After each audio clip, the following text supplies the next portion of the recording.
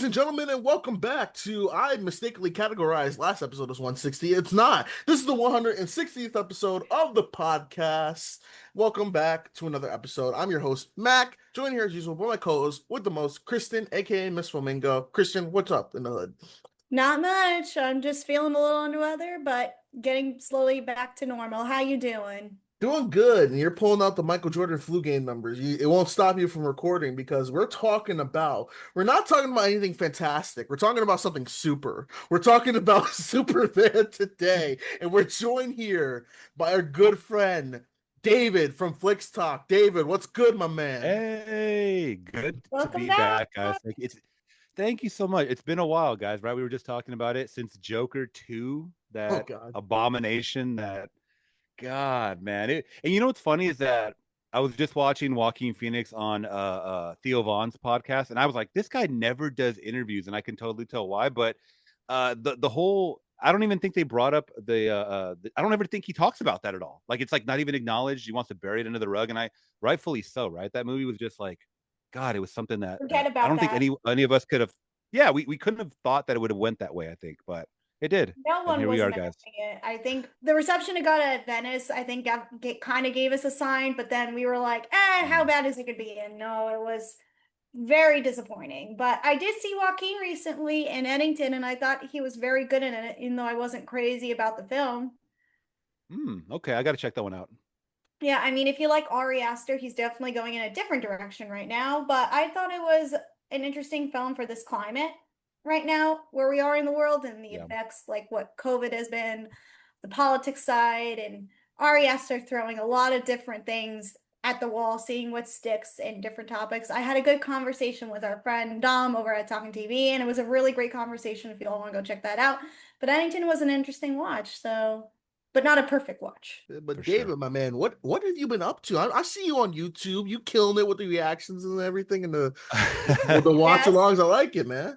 Oh, thank you so much, my friends. I'm just throwing whatever sticks at the wall and whatever the audience likes. I'm going to continue with that. And recently, I just started the Twilight Zone episode. So I've been wanting to tackle a TV series for such a long time, and I have audience members that give me just comments and recommendations all the time. We were talking about possibly reacting to Friends or Seinfeld, and then someone was like, "How about like different stories, like the short stories, like Twilight Zone or Night Gallery was one of them out there." And I'm like, "Oh, I was like, you know what? Let me look up Twilight Zone. It's only got about 5 seasons in the original." And this is something Yeah. that I've always wanted to watch, and I've never seen a single Twilight Zone episode. Yet Really? Really? yeah, which I absolutely love anthology movies. So like, I grew up on like Tales from the Crypt. That was my whole thing Gotcha. from the 80s and 90s. So those are really taken off on the channel, and then of course movie reactions, and then I'm doing a lot of live streams 3 times a week now, so it's taking up a lot of my time and stuff like that. And you guys know I edit everything myself. You guys edit everything yourself, so Yeah. it's a time consuming thing, but it's fun to do, so Yeah, editing that's is kind of what I very time yeah. consuming, and I wish I think we have it better than like an actual like film editor where they're just at the computer 24/7 where their eyes kind of droop. But yeah, I love seeing all your hard work. I saw that you did Well, thank Freaky you. Friday, the original. Yes, so that was another one that I was kind of like so this is the thing too, is that anytime I mean, we live in an era of remakes, you guys know that. Hmm. So Mhm. anytime or sequels, so I just try to plan sometimes around those, and I have a lot of Patreon recommendations, so I'll get to those first. But Freakier Friday is coming out, so I'm like, should I watch the original? Should I watch? Actually, at first I didn't even know that the 2003 Lindsay Lohan one was a remake of a film. I Yeah, didn't it know was. that. Yeah. So I mean, I go into these things blind and try not Yeah. to watch trailers or anything. And I had a really, really fun time with it, especially the mom. I believe it's Barbara Andrews, and Yeah. she was fantastic in that movie. Like totally slapstick. It was over the top. Young Jodie Foster, and I hadn't seen a young Jodie Foster since Taxi Driver. Yeah. So I have fun with these movies, and I try to plan them accordingly to like I'm gonna drop that one probably actually on Friday. Ah, So yeah, I think it'll be fun, and I just try to get the community involved as much as possible. That's why I like doing the live streams, because you get to talk directly with the community, and they're growing, and new people come in, and hey, I subscribe because of Twilight Zone or because this old Exorcist reaction or whatever, But either way, we're here to talk about movies, and sometimes they ask me stuff about not movies, about whatever's happening in the world, and I'm totally fine answering those questions too. So it's fun what we have there going on in there at Yeah. Flicks Talk. Well, I'm glad you're having a good time, but here's Thank one thing you. you might want to check out. There's a musical adaptation called Freaky Friday too. That was a Disney Channel one. Don't watch that. Oh, really? Just don't watch that. It's not good. It's not good. I actually want to know your take on it then, because it's not good. It Oh, was like it's so it was a bad. musical, you said? Yes. Yes, a Okay. Disney Channel musical adaptation of it. So there's like 3 Freaky Fridays out there. Now we're getting Freakier Friday. So That's funny. yeah. I When did remember. that come out? I say probably like 2020. Was that Was before it 20? It was like, let's see, Freaky it was Friday 2001? I think it came out like 2001. right before the pandemic. So like 2019, I think. Let's see. Let me I'm just double checking Freaky Some- Friday musical because they're 2018. oh wow, that was when I Oh, graduated high school. wow. Yeah. That's interesting. Yeah, I don't never knew that existed, but thank you for letting me know.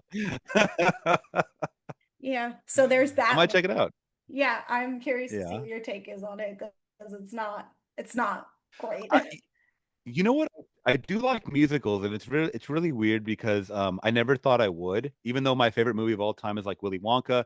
But movies like Grease or even like more recently Wicked, I have like an amazing time with these movies. So maybe I Wicked am is a theater. phenomenal. I don't know. So I'm excited to see the new one too. me too. Okay, so Mac, does this give me leverage to say we need to do a Wicked episode since we have somebody who is actually willing to discuss it?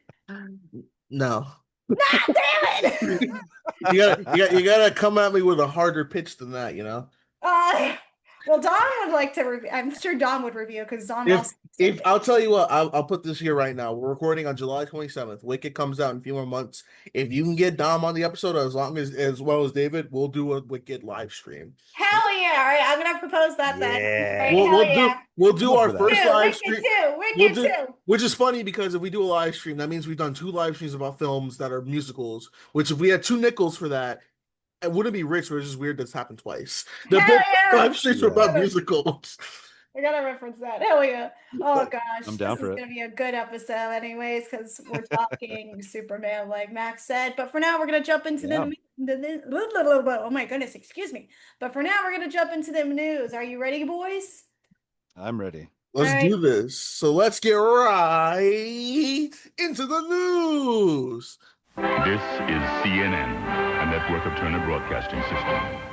All right, so starting off with the news, y'all, it is Comic-Con season, and I want to talk about one of my favorite projects that was saved by Ketchup Entertainment, who did the tremendous The Day the Earth Blew Up Looney Tunes movie that came out earlier this year. That's probably in my top 10, top 15. We'll get that in December. But y'all, we have a release date for the once shelf but now rescued Coyote versus Acme movie with Will Forte. It's coming out next August 28th. 2026. And if you don't know the plot of it, it is about Wile E. Coyote. He says, I'm sick of this shit. Like, y'all, Acme products have nothing left me crippled and hurt and possibly dead. So I'm going to sue you. So he gets Will Forte, kind of like one of those billboard lawyers that you see that may not be good, but they have the spirit and they got to go up against Acme when their hotshot lawyer, John Cena. And this film was infamously shelved back in 2022, I believe. No, 2023. For tax write-off, but Warner Brothers was looking to sell it off to see whoever would, trying to take a bite out of it because it was already all done, and it got canceled around the same time as Batgirl. Yes. But Ketchup Entertainment, they made a deal for Warner Brothers. They liked it, and we got a lot of new footage. We got a lot of screenshots. One of my favorite screenshots is John Cena choking out Tweety Bird, which is something I didn't expect to see in 2025. But I'll start with David. David, how are you feeling about Coyote versus Acme? You know what's funny is that when they first introduced that, or at least talked about it, like you said, they shelved it in 2023, and I was like, "This is another, tax write-off," which is a shame, But I still think there's it's funny because I did a live stream earlier today, and I was wearing my just classic like Tasmanian Devil, like Wile E. Coyote shirt, like they're all together, and it says "That's all, folks." Mhm. And I didn't even know you were going to be talking about this, but it's cool that this was something that not really it didn't really interest me or pique my interest at first, but then I started reading the synopsis and seeing more pictures and stuff. And then I really like Will Forte too. Will Forte is So fabulous, yes. he's awesome. And I really kind of was like, you know what? This is a premise and it's based on a real thing, right? Because I read that this was an actual real case that existed. Did you guys hear about this? But it Wait, was like really? a yeah, if you look into it, it was a fake publication from like the New Yorker or something like that, where if Wile E. Coyote would have sued Acme, this is how it would have gone. But it was like a fake news publication, and I think Okay. yeah, that's what I read is that it was like just done as like a funny piece from a newspaper that is now being turned into this movie. And I think it's a genius idea. I don't know how it's going to work as a full length feature film, but why not? I mean, and Wile E. Coyote is owed his dues at this point, I think, for never catching the Roadrunner. So why not? It'll be entertaining, but do I think it's going to make a lot of money? No, unfortunately, because the last one didn't make a lot of money, right? The one that just came out, what was it? Oh, the Uh, day the Earth blew up. yeah, Yes. that didn't make anything. So I mean, and this is the thing too. If you guys follow me on Twitter, I'm arguing with people all day about the love of their movies and the returns that it makes. Like, and it breaks my heart that people really have this fandom for movies. And we're gonna get into Superman numbers, I'm sure. But even because you have a fandom for a movie, Hollywood does not care. If it does not turn a profit, they're not going to make sequels. They're not going to do spin-offs. They're going to take a huge hit and a huge loss. All they care about is numbers, and we live in a climate where nobody's going to the theaters anymore. People are waiting 3 weeks for it to go on streamer. They're watching damn bootlegs. Piracy's going crazy, and this is just kind of what it is now. So until they lower the budgets for movies, and I'm not saying that this Wile E. Coyote is a high budget. I don't even know the budget, Oof. but until they start lowering the budgets, superhero movies are not going to be a thing of the future anymore. I'm sorry. Like they can keep saying like, Avengers Doomsday is a $500 million budget. Okay, are movies regularly making over $1 billion now? No, they're not. So we got to start thinking in reality. So I like this project in the fact that it's probably a low yield or whatever. Like it doesn't need to make tremendous numbers. It'll probably go to streamer really quick. There's a niche demographic for it, adult and probably children. So I think it's going to do okay, like more on a streamer platform. But I think in theater, it's not going to do well. The budget. Sorry, I said a lot there. I know. Oh, no, No, you're no, good. no. So I'm looking at the budget before you go, Kristen. The budget for the Wile E. Coyote movie is rumored to be 70 to 72 million dollars. That's a lot. But the Earth the Day blew up was only 15 million, and looking at the box office return, it made about 15.1, and that's interesting because it barely broke even. But the thing is that movie was released in a limited amount of theaters, but then it had a bigger release on Max. So this one is Well, planning to be like a wide release. Real quick, Yeah. let's forget breaking even does not mean making back its budget. Because you have advertising, you have all these other factors, and I'm sure for an animated movie, the advertising budget is probably very small. So, and that's where everybody gets really cloudy and muddy, especially online recently, is that they don't understand production budget numbers and marketing, and also depending on which studio is putting out the movie, they are now lying about their budgets, and I can understand why, is because they don't want to show the public how much money they're losing. I mean, since Disney acquired Marvel, they've been finding all these tax receipts that Doctor Strange 2 did not cost what it cost. Just for example, that the budget was actually higher. So because of that, they had more of a loss. So when we start telling people the truth about things, then I hope that they start demanding, like, take a chance on new IP or take a chance on these smaller scale type of movies, because I don't know how Hollywood keeps hemorrhaging money this way. The movies just keep going higher and higher with the budget, and people are going less to the movie theater every single year. I don't know how this is working. I don't mean to poo-poo on people's parade. I want these movies to do well. I'm very passionate about this number shit. I'm telling you guys. But I think that people need to get a little more informed, because they want to root for these movies, even like for like these animated movies, but yet they will not go to theaters to watch it. It baffles me, like you have to be there day one, or you have to tell friends, or you have to go multiple times. You have to buy merch. You have to do all this shit. I mean, go to the theaters nowadays. They're selling all this merchandise at AMC like it's a damn Hot Topic store. It's insane. Yeah, it's true. you know, and I get it. Like, nobody wants to pay $80 for a popcorn bucket, but but this is what is happening in the world now. Like, have you ever seen merch like this ever in like Not like to early this 2000s? extent, even like with the popcorn Yeah. buckets, like even though like I will say the Smurfs movie is not doing well, those popcorn Right. buckets are like really like are kind of cute. But the craziest thing is I saw somebody's talk about this on TikTok. When the movie is not out of theaters and they still have those extra popcorn buckets, they are not allowed to sell them, I think. I So believe that. which is crazy enough because I think you could still make revenue even if the movie's not even in theaters anymore because that's extra junk change that can go back towards your budget, that can go back towards everything else, or at least gives the theater enough little more monies to make back to help theaters keep running. Like it's crazy to me that like they're putting all more money into marketing. I like into the merchandising. I get it because that's part of, marketing your film, but you also Yeah. need to consider the aftermath, like after your first release, after, seeing it opening weekend, and it's also crazy to me because I saw a really good video the other day. People need to stop also posting in the theater Yeah, I'm lately. gonna start swinging on people that do that. I swear to Christ, man, because I've been Oh trying to my dodge. God, somebody I've been did that trying to during dodge. Fantastic Four No, but when I'm all the dodging bodies showed up on spoilers the for. screen.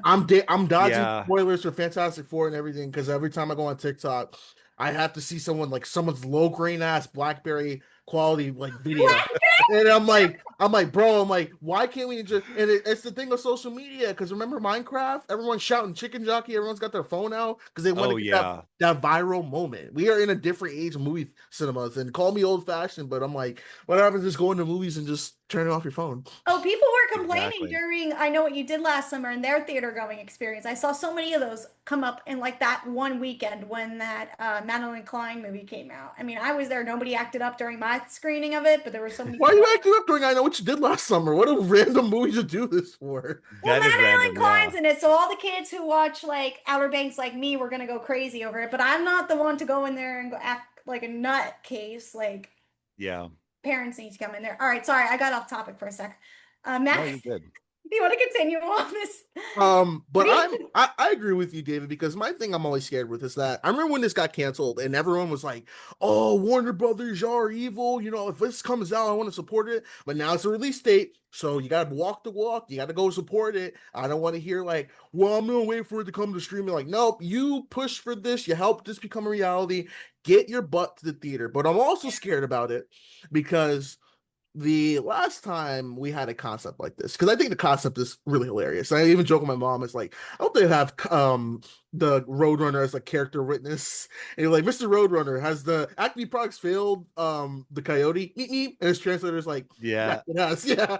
But I'm scared because y'all remember Looney Tunes Back in Action? How it almost did the whole Yes. meta comedy thing in 2003 with Brendan Fraser? Like, I'm scared it may pull the same thing, but I'm more confident because the story was by James Gunn and Jeremy Slater, Mhm. written by. So it looks very interesting, and I think that I like Will Forte, and I think John Cena's like used right is perfect. I think that this has a chance to be like actually a very entertaining film. Couldn't be kind of one of the standouts, kind of ending the summer off next year. But I do have a soft spot for this type of movie. I do Yeah. too. I'm gonna definitely check this out if I can next summer. I'm hoping to because I love the cast that's involved. I really like the concept more for this Looney Tunes movie than of any other project I've seen come from the Looney Tunes universe because I'm not a huge Looney Tunes fan. And I think for this to get us, some shine finally now, it makes me excited. This makes me excited to go to the movies to see it, and I'm gonna go support it. So all those fans who are asking for it better show up. So Mac, I'm in agreement with you on this one. So, but it won't. I think this is gonna has the future to be like a cult following film, even if it doesn't do well. I think it's gonna gain massive success with fans. I think that personally speaking. I have a quick question for you guys. Yep. Do you think that this movie is going to be 100% in the courtroom, or do you think it's going to be like half cartoon and then start out like in real life, like, half and half, or what do you guys think? I think from the screenshots, it looks like they're gonna integrate it, kind of the same thing they did with like the Back in Action movie. So I feel like Mhm. it'll probably do like part of the court case, and then they're gonna do like some wacky shenanigans in between to kind of get evidence and stuff. It'll be like a more funny of the Joker too in the court, how it was mostly a court movie and then doing all the wacky stuff. Oh my God. If that's the case, we got to do a review on that case. Compare the two, Joker 2 versus Coyote and Acme. Yeah, I was gonna say, I just know for a fact that like 20 to 30 million of that budget is going to John Cena, and that's ridiculous. That's why I don't like them throwing these, big name actors in it, because then it kind of deflates to spread the money around in the right places, for live action in an animated scenario. That's why I wish the budget was a little lower, because I know it's not going to make 70 million. Like, let's be real, it's not going to make that. So, or at least it's not initially going to make that. I don't know what's going to make in the long run, but that's the only thing that has me a little worried. But I do, all in all, I do love that there's a curiosity still for Looney Tunes, because I mean, how old does this cartoon date back? Oh God, like way back. How old? It has to be Looney Tunes. It's got to be like 60s or 70 or even 94 years old. The first short was Damn.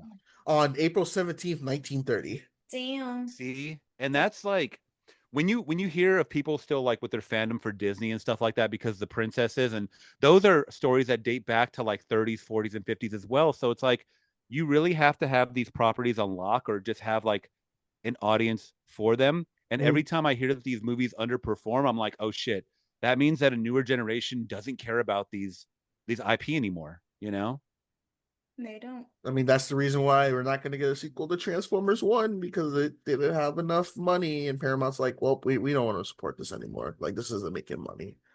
But we are going to bring back Michael Bay, though, to deal with this all over again. We're going to appease the normies. That's why. Yeah.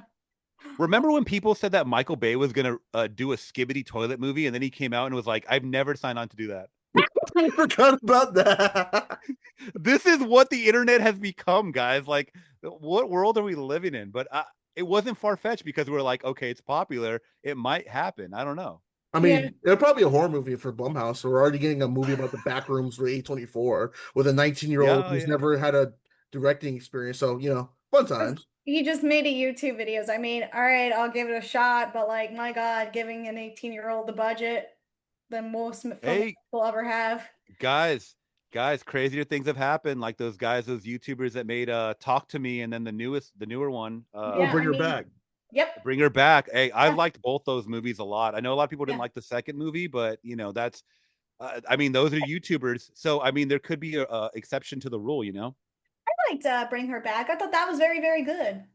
I thought it was very well made. I think the pace was a little slower, but I think it was overall, it was a very a dark and grim overall story. But I think the people in my audience, like I literally had people when we were walking up, and I was like, man, that was a great movie. Like in my head, I said, that was a great movie. And then some woman in front of me said, that was the worst movie I've seen all year. So no, I put that on my life. So I think it's just different horror audiences, some people know what they're getting themselves into. Some people are surprised by it. But all in all, it's kind of one of those, it's just one of those things, I love that. She goes, that's the worst film I've seen. I mean, I get it. She said that out loud, and I was like, whoa. I mean, that happened with me when I saw Alex Garland's The Man, and someone was like, that was the worst film I've seen in my entire life. And he asked me, do you know what that was about? And I go, yeah. Because I kind of knew what this was going in. But then you have like the normies that like don't look at like cinema like in a way like some of us do, and he's like, what was that? And I was like, yeah, I got what he was doing, but clearly it didn't translate well with anybody in this room. So, oh God, I have to watch. Men. No, Men? That was Men. definitely that was actually an experience. I wish I actually got my money back from Alex Garland. Well, I did hear a lot. That's what I'm saying. Like I heard a lot of things around it when it came out, and I do like Alex Garland a lot. But that was one that I saw the trailer for. I remember it looked very creepy. I didn't really hear much after it, other than people just didn't like the movie, and then there was like a very small percentage of people that did like the movie, or they understood it in a different way. I'm not really sure how to take it. I just got to watch it one day, I guess. Yeah, if you do watch it, I'm very curious to see what your takes on it. Did you watch then? Speaking of Alex Garland, did you watch Warfare yet? Oh no, that one I missed because my theater didn't have it for whatever reason. Dang, it was so good. All right, I know heard it was really good. I still know you collect physical media. Definitely get that A24 copy if you can, because it. And I'm getting really into war movies too. The older ones, but I'm having a more appreciation for war movies, and I didn't realize how many there are. Like every year, war movies come out, and especially like the ones that I'm watching from yesteryear, like just from the 80s and 90s and stuff like that. And I'm like, these are very well made movies, and I think when I was younger, I just didn't care. Like it just wasn't a part of my movie experience. It was like more like action, horror, comedy, Yeah. and war movies were never really. I mean, you could throw them in the dramatic category, right? But now war movies are literally a category of their own. Yeah, definitely. So I recommend that. Alrighty. So David, since you're our guest of honor, I'm going to let you pick our next topic we could talk about. Would you like me to bring up Hans Zimmer, Winona Ryder, or Bend It Like Beckham? Oh my God. I just saw the news about the sequel for that last story. Which one should we talk about? Real quick before I pick. When I saw that headline, I almost put out a statement like, guys, I'm not watching any new movies ever again if they're just going to keep making sequels and remakes. But let's do Hans Zimmer because I don't know any news about Hans Zimmer lately. So let's talk about that. All righties. Euphoria, Hans Zimmer joins Labyrinth to score season 3. Oh my God, I fucking hate Euphoria. All right, Deadline. This is coming from Deadline, folks. Sam Levinson wrote the 3rd season of HBO drama series Euphoria while listening to the scores of Interstellar and True Romance. So it's apt that he's brought along the man responsible for the 3rd season. Hans Zimmer, who scored movies directed by Christopher Nolan and Tony Scott, respectively, has boarded the 3rd season of Euphoria and will compose the score alongside British musician Labyrinth, who scored the first 2 seasons. It comes as the 3rd season of the show, which premiered its 2nd season back in 2022 and is currently in production. Wait, hold up, Kristen. Stop. I need to go on a rant real quick. This is about fucking TV. Why are we waiting like 5 years for season 3 of Euphoria? Like, this is the same thing with Stranger Things. Stranger Things season like 3 came out like 2023. Why are we waiting for so long to get this shit done? Like, Sam, what are you doing? You've done The Idol, which was trash. Like, you're waiting all this time, and then when it comes up, you're like, oh well, it wasn't that good. Like, can we stop having this like big ass gap between seasons, please? Like, it's ridiculous. Oh, I love that. Do you want to keep going? I'm interested in more. Like, it's just dumb. Like, is it? I know everyone's scheduled, but what? Tell me, what is Sam Levinson's doing? What is he doing? That's like. He's not in a great place, clearly. If he's having a hard time making Euphoria, clearly there's been a lot of script changes. Everybody's busy working on other stuff. Personally speaking, I think the show should have been canceled.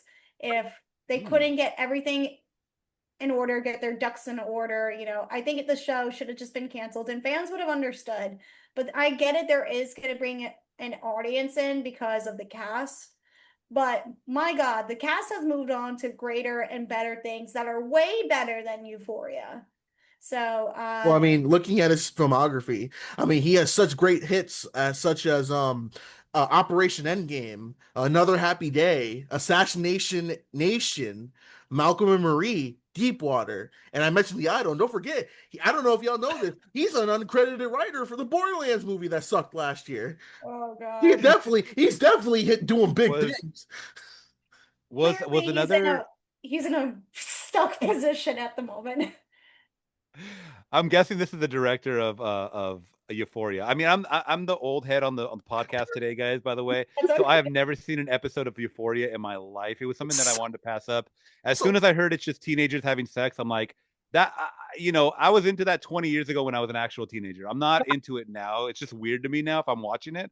But that real quick, that title you just named, was it Another Happy Day?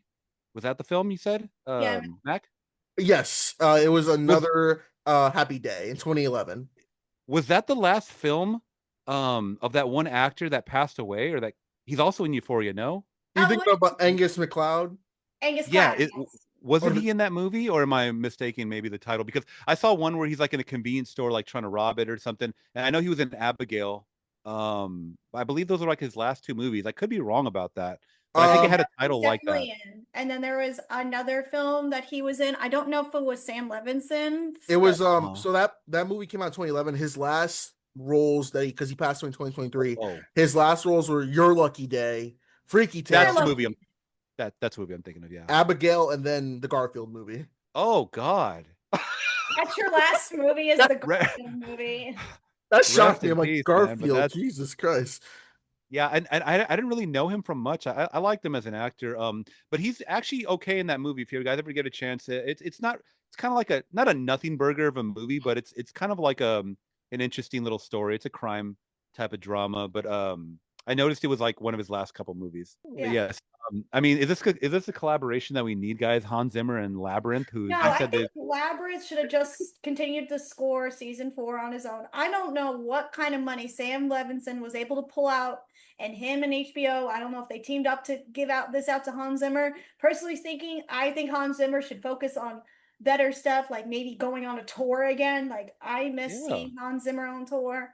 I want to take my husband to see a Hans Zimmer tour if you can put some of Hmm. that into your budget and go see that. That's like one of the best things you will ever experience. But my God, I don't You're know not why he you're only. not you're not missing anything with Euphoria, David. It's Yeah, I you're not see it as missing like much. And it's Hans more Zimmer is not missing much with Euphoria I either. it's it's I thir- just know, yeah.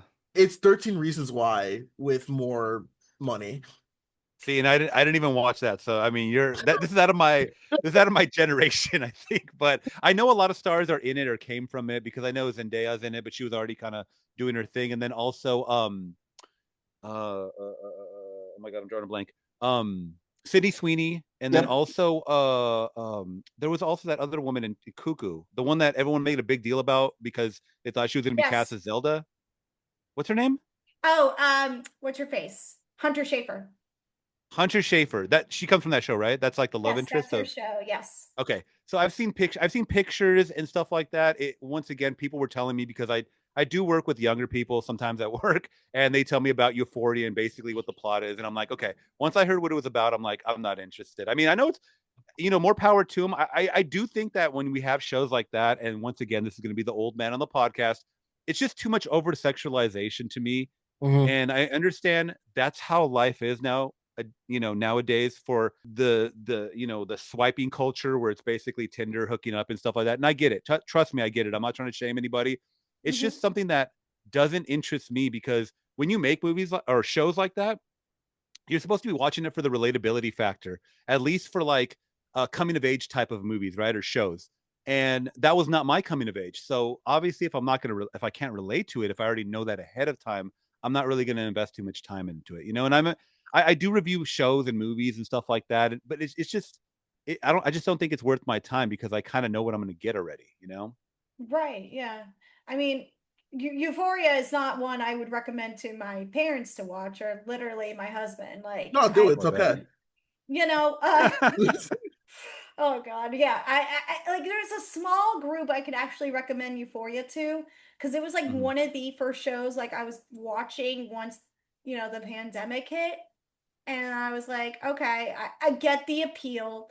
I think, Zendaya is very good on it, but I think there's better stuff and the time for it has faded. I think the time for the series to shine has obviously passed, and everybody likes Sam Levinson, needs to move on, but here we are talking about it as they move And into when was the last season? When was the last season that 2022. 2022. aired? Oh, that is a long time. Yeah. Yeah, like nobody's gonna really. I'm not there to say nobody's really gonna care, but it's just like he waited so long. It's just why are you working on this now?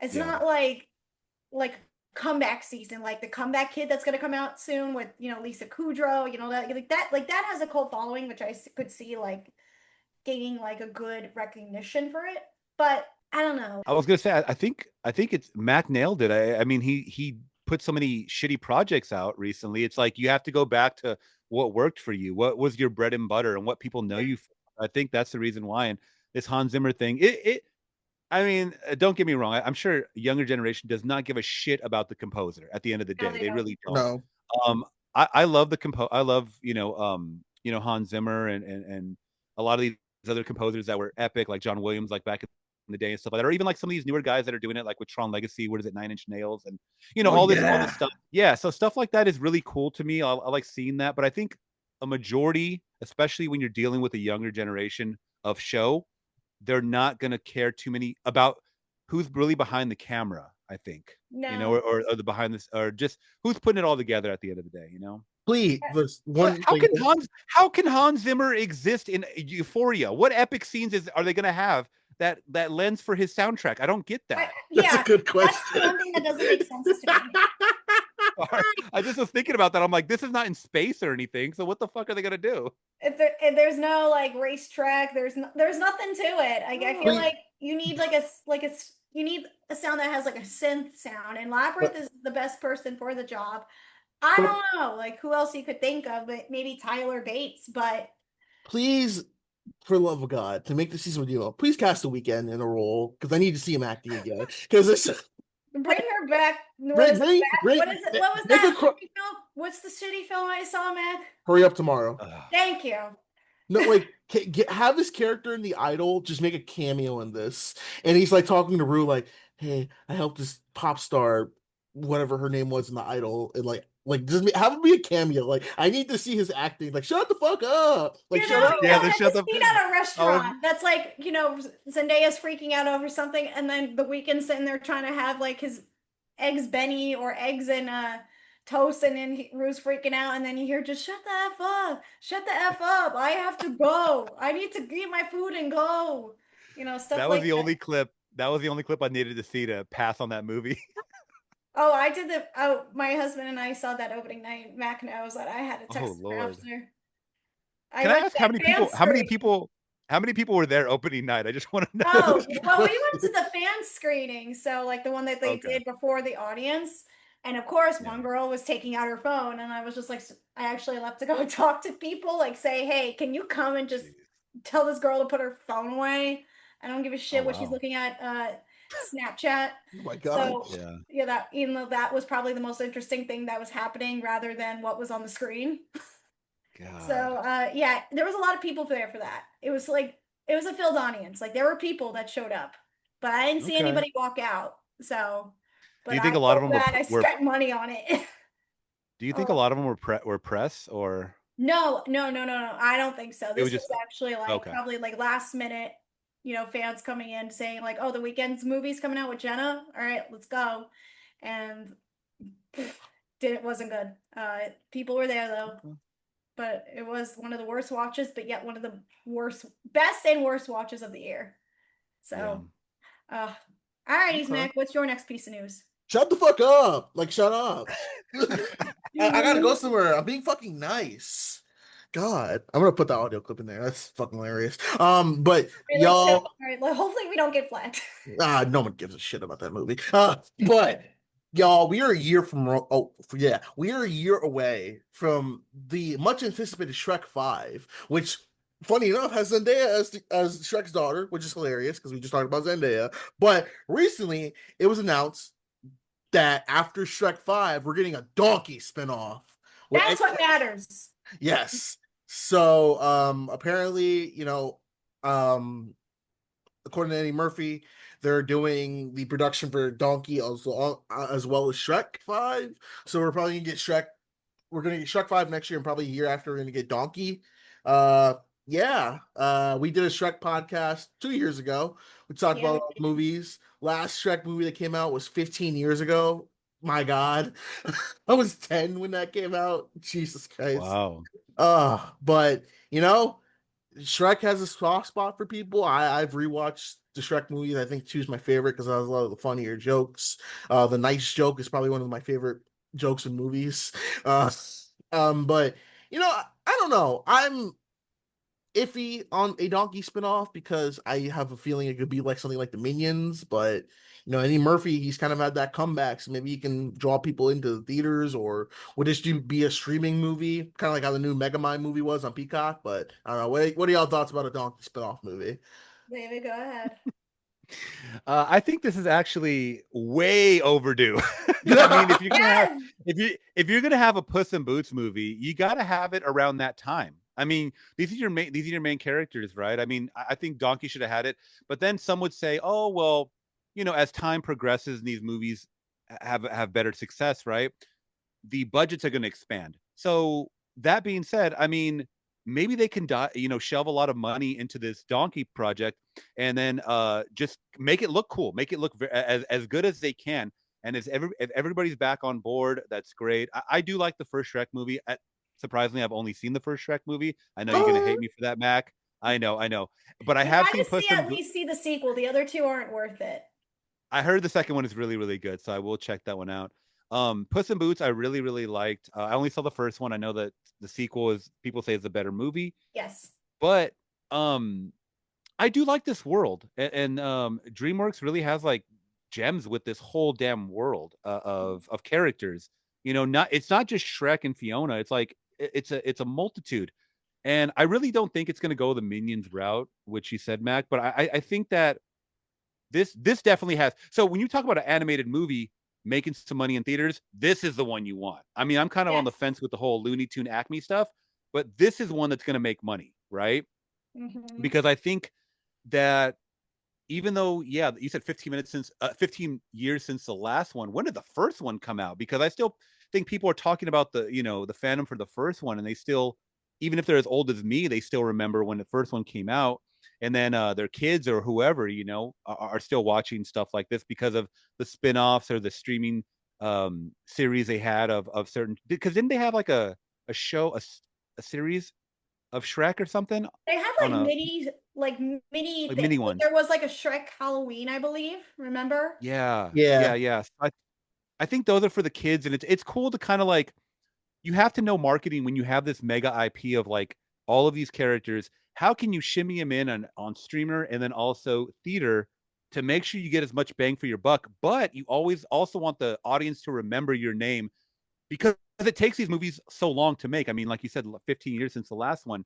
But I'm excited for it. I hope it does well. I know Zendaya is like a huge selling point of that. I mean, I was talking about it because people were making a big deal about like how she looked and stuff like this. And there was it's always going to be some kind of talking point, right? When pictures come out or a teaser trailer or something.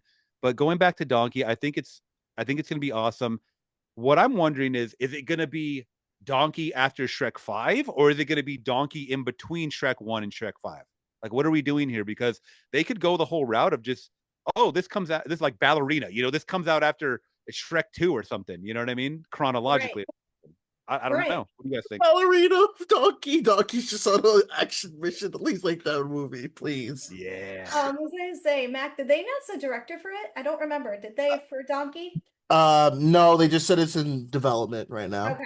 All right. The first Shrek movie came out in 2001. Yeah. And it was the first still in high school. And it was the first film to receive the Oscar for Best Animated Film, if I'm not mistaken. Correct, Mac? Yeah, I beat Jimmy Neutron and Monsters, Inc. All the days of Jimmy Neutron. I didn't even know Jimmy Neutron had a movie. I'm sorry. I used to see the show, but I didn't know they had a movie. You gotta watch the movie. The movie is movie's okay. It's not aged well, but it's fine. It's actually the pilot, because the movie came first and then the TV series. Yeah.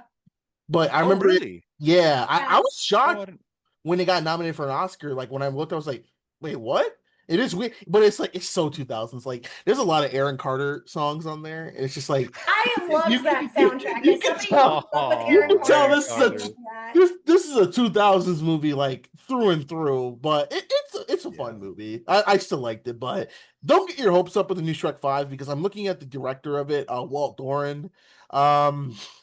Jesus Christ. What else did he do? He has done the Trolls movies. He was the head of story for Mr. Peabody and Sherman. He was the head of story for Shrek Forever After. What does that mean, head of story? I guess he was in charge of creating the story, maybe? That's what it sounds like, based on what... And he's the voice of Rumpelstiltskin from Shrek Forever After. No! I hated that character. And he's... never... I was going to say, that never goes well when someone that was part of the movie, like an actual actor or like a voice actor, then decides to direct the movie. That shit never goes well. So the other co-director... Rarely it goes well. The other co-director, because a lot of the Shrek movies were co-directed, is Conrad Vernon, who was a co-director on Shrek 2, Monsters vs. Aliens, Madagascar 3, Sausage Party, He was Not Sausage Party. both of the Addams Family movies, Shrek 5, and I guess they're doing a Jetsons movie too. Oh, I heard about a Jetsons movie being released. He's I guess he's going to be working with it. I heard about the Jetsons film, but it kind of makes sense if this director has worked on the Trolls movies, since Trolls is part of DreamWorks. It makes sense that they would bring him on to direct. Am I excited about that? No. Do I think it's the best choice? No. But it's whatever. It's whatever at this point. I don't really care in the end about this director. I just hope for a good Shrek movie. How different, and I never really thought about this, but how different is it directing an animated film as opposed to directing a live action? I mean, I know directing live action, you have to direct the actual actors, but what are we talking about when directing specifically an animated film? I mean, other than just the direction, the way the film plays out ultimately, like, I feel like I mean, I know it's probably a dumb question but I don't know. It's a good question that you bring up. But yeah, because I'd probably say I don't even know how to phrase that. I'd probably say more like kind of direction of like how you want the characters kind of be written for the writers, and then like I guess like you would kind of be the overall say so who you want for voice actors. I feel like I've known some people that have worked on stuff like that there's like a voice acting director that kind of directs them how to do it, but ultimately it's the director who's like, hey, I want your character to do this and that. And that is interesting though, because you think about a lot of the animated movies, like I just watched The Incredibles. We really don't talk about like, oh, the writing was great, but we mostly just talk about Brad Bird, who's the overall director. But you start to think of like, oh, what have these directors really do? Like, I don't think they're drawing the pictures or drawing anything. No, yeah. They're just more of overall. I'd say it's probably more for an animated project, kind of a figurehead role to see like if you're the face of it. So if it sucks, you're going to take the blame of it. But if it doesn't, then you're going to be the one getting credit for it, I guess.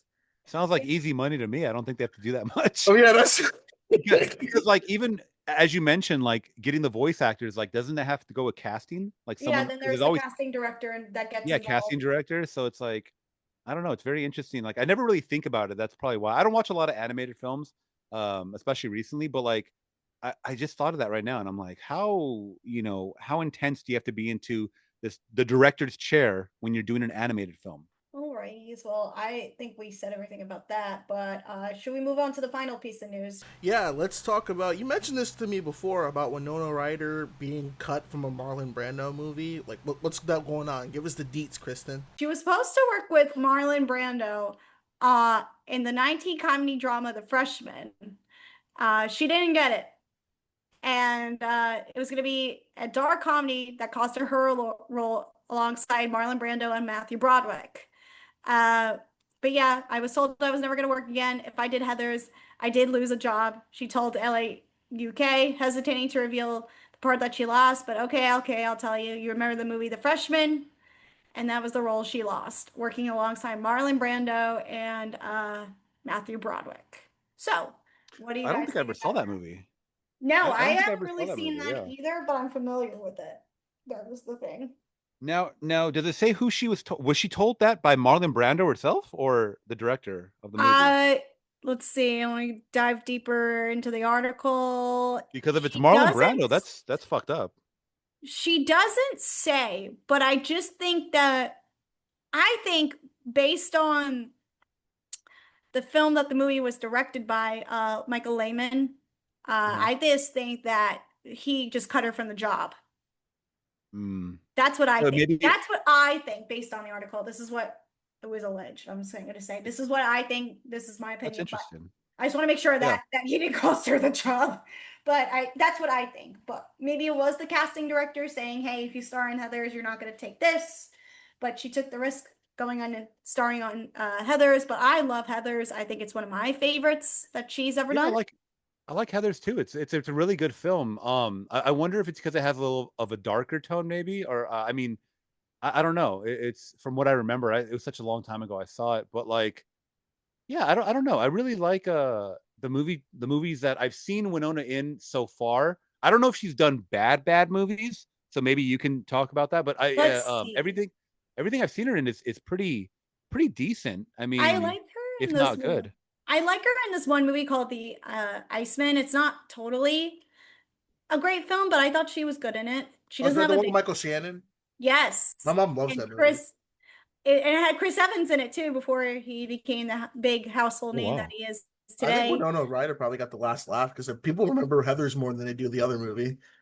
Well, Yeah, I just don't remember that. I mean, Marlon Brando too in his later years was not fun to work with. I read. I just heard he yeah, was like, yeah, he was just like I mean, it's someone that he had that complex where it's like, okay, I used to be this big celebrity in the 60s, 70s, whatever, and then by the 80s he starts doing Apocalypse Now and stuff like that, and then he just, that movie, he was like, they said he was so hard to work with. That's why I don't know if you guys have seen Apocalypse Now, but he's in Love the it. yeah, end of the movie and he's like in the shadows because they didn't even want to show him fully because he just like didn't even care to get in makeup and he was very hard to like work with, and it was just this weird character. And but that's the character that he became, where he's like, I'm Hollywood royalty and you guys are going to just kiss my feet basically. And I yeah, think that rubbed off on a lot of other people, and they're like, I don't want to work with him anymore, yeah. That That's cool. I've read and watched stuff, especially his antics during the Island of Dr. Moreau, and I try to figure out, Oh, like, him. I was like, was he a genius, or was he like? And I think people realize, like, when he won that Oscar, I think it just went to his head. He's like, I'm I like the think great, so. because I read too because I love Apocalypse Now. It is one of my favorite war movies. I read when he showed up on set, he was overweight, so that's why they shot him in the shadows a Yeah. lot. And even on the Island of Dr. Moreau, he didn't learn his lines, so he had like a earpiece in his ear relaying lines, but I guess the earpiece was picking up on police frequencies, so he would just repeat the script from that. I'm like, Jesus Christ! And like, Bruce Willis did. Remember when he was doing those movies before he retired? Like they Wow. had those are those. That was more like sad because we didn't know. That's sad though. But this like, one, this is more of like someone's like just lazy and that's like. And don't yeah, forget, they're lazy and they don't want to do their job. and I don't know if y'all remember that. Remember the wasn't it the last thing that I know we're on a tangent real quick, but this is important, Marlon Brando. Like, do y'all remember like what was reported his last role was before he like died that he recorded for?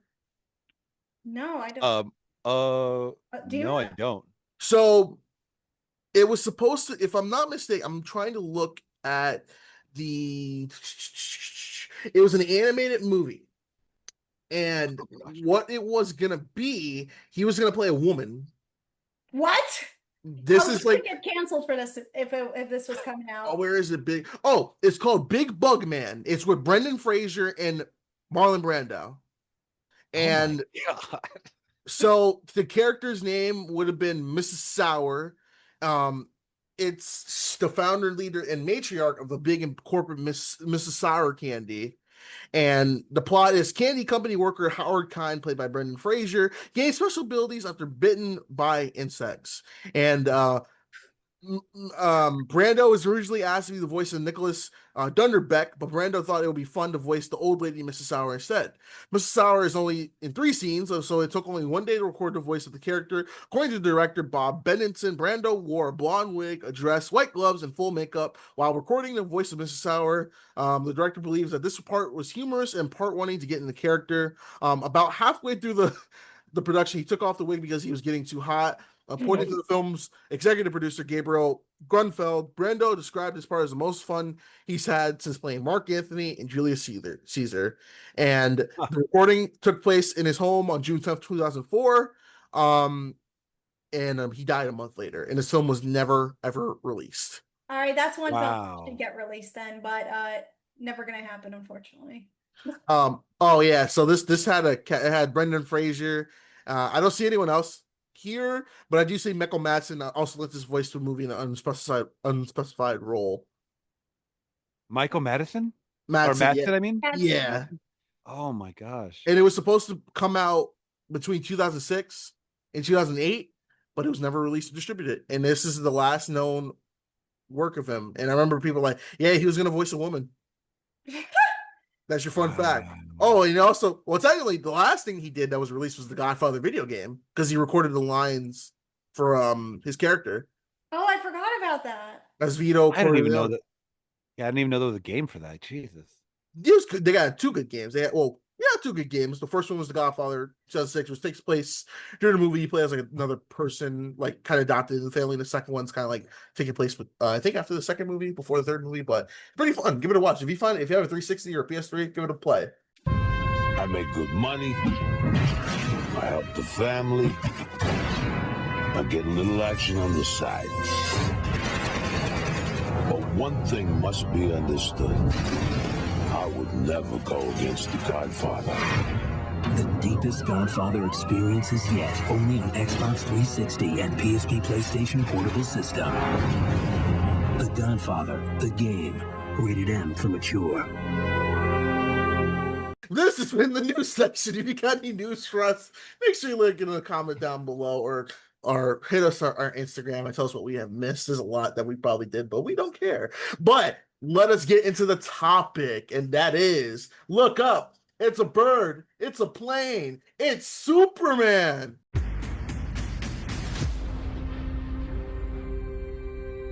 You were out there helping them? I thought I was. They've always been wrong about me.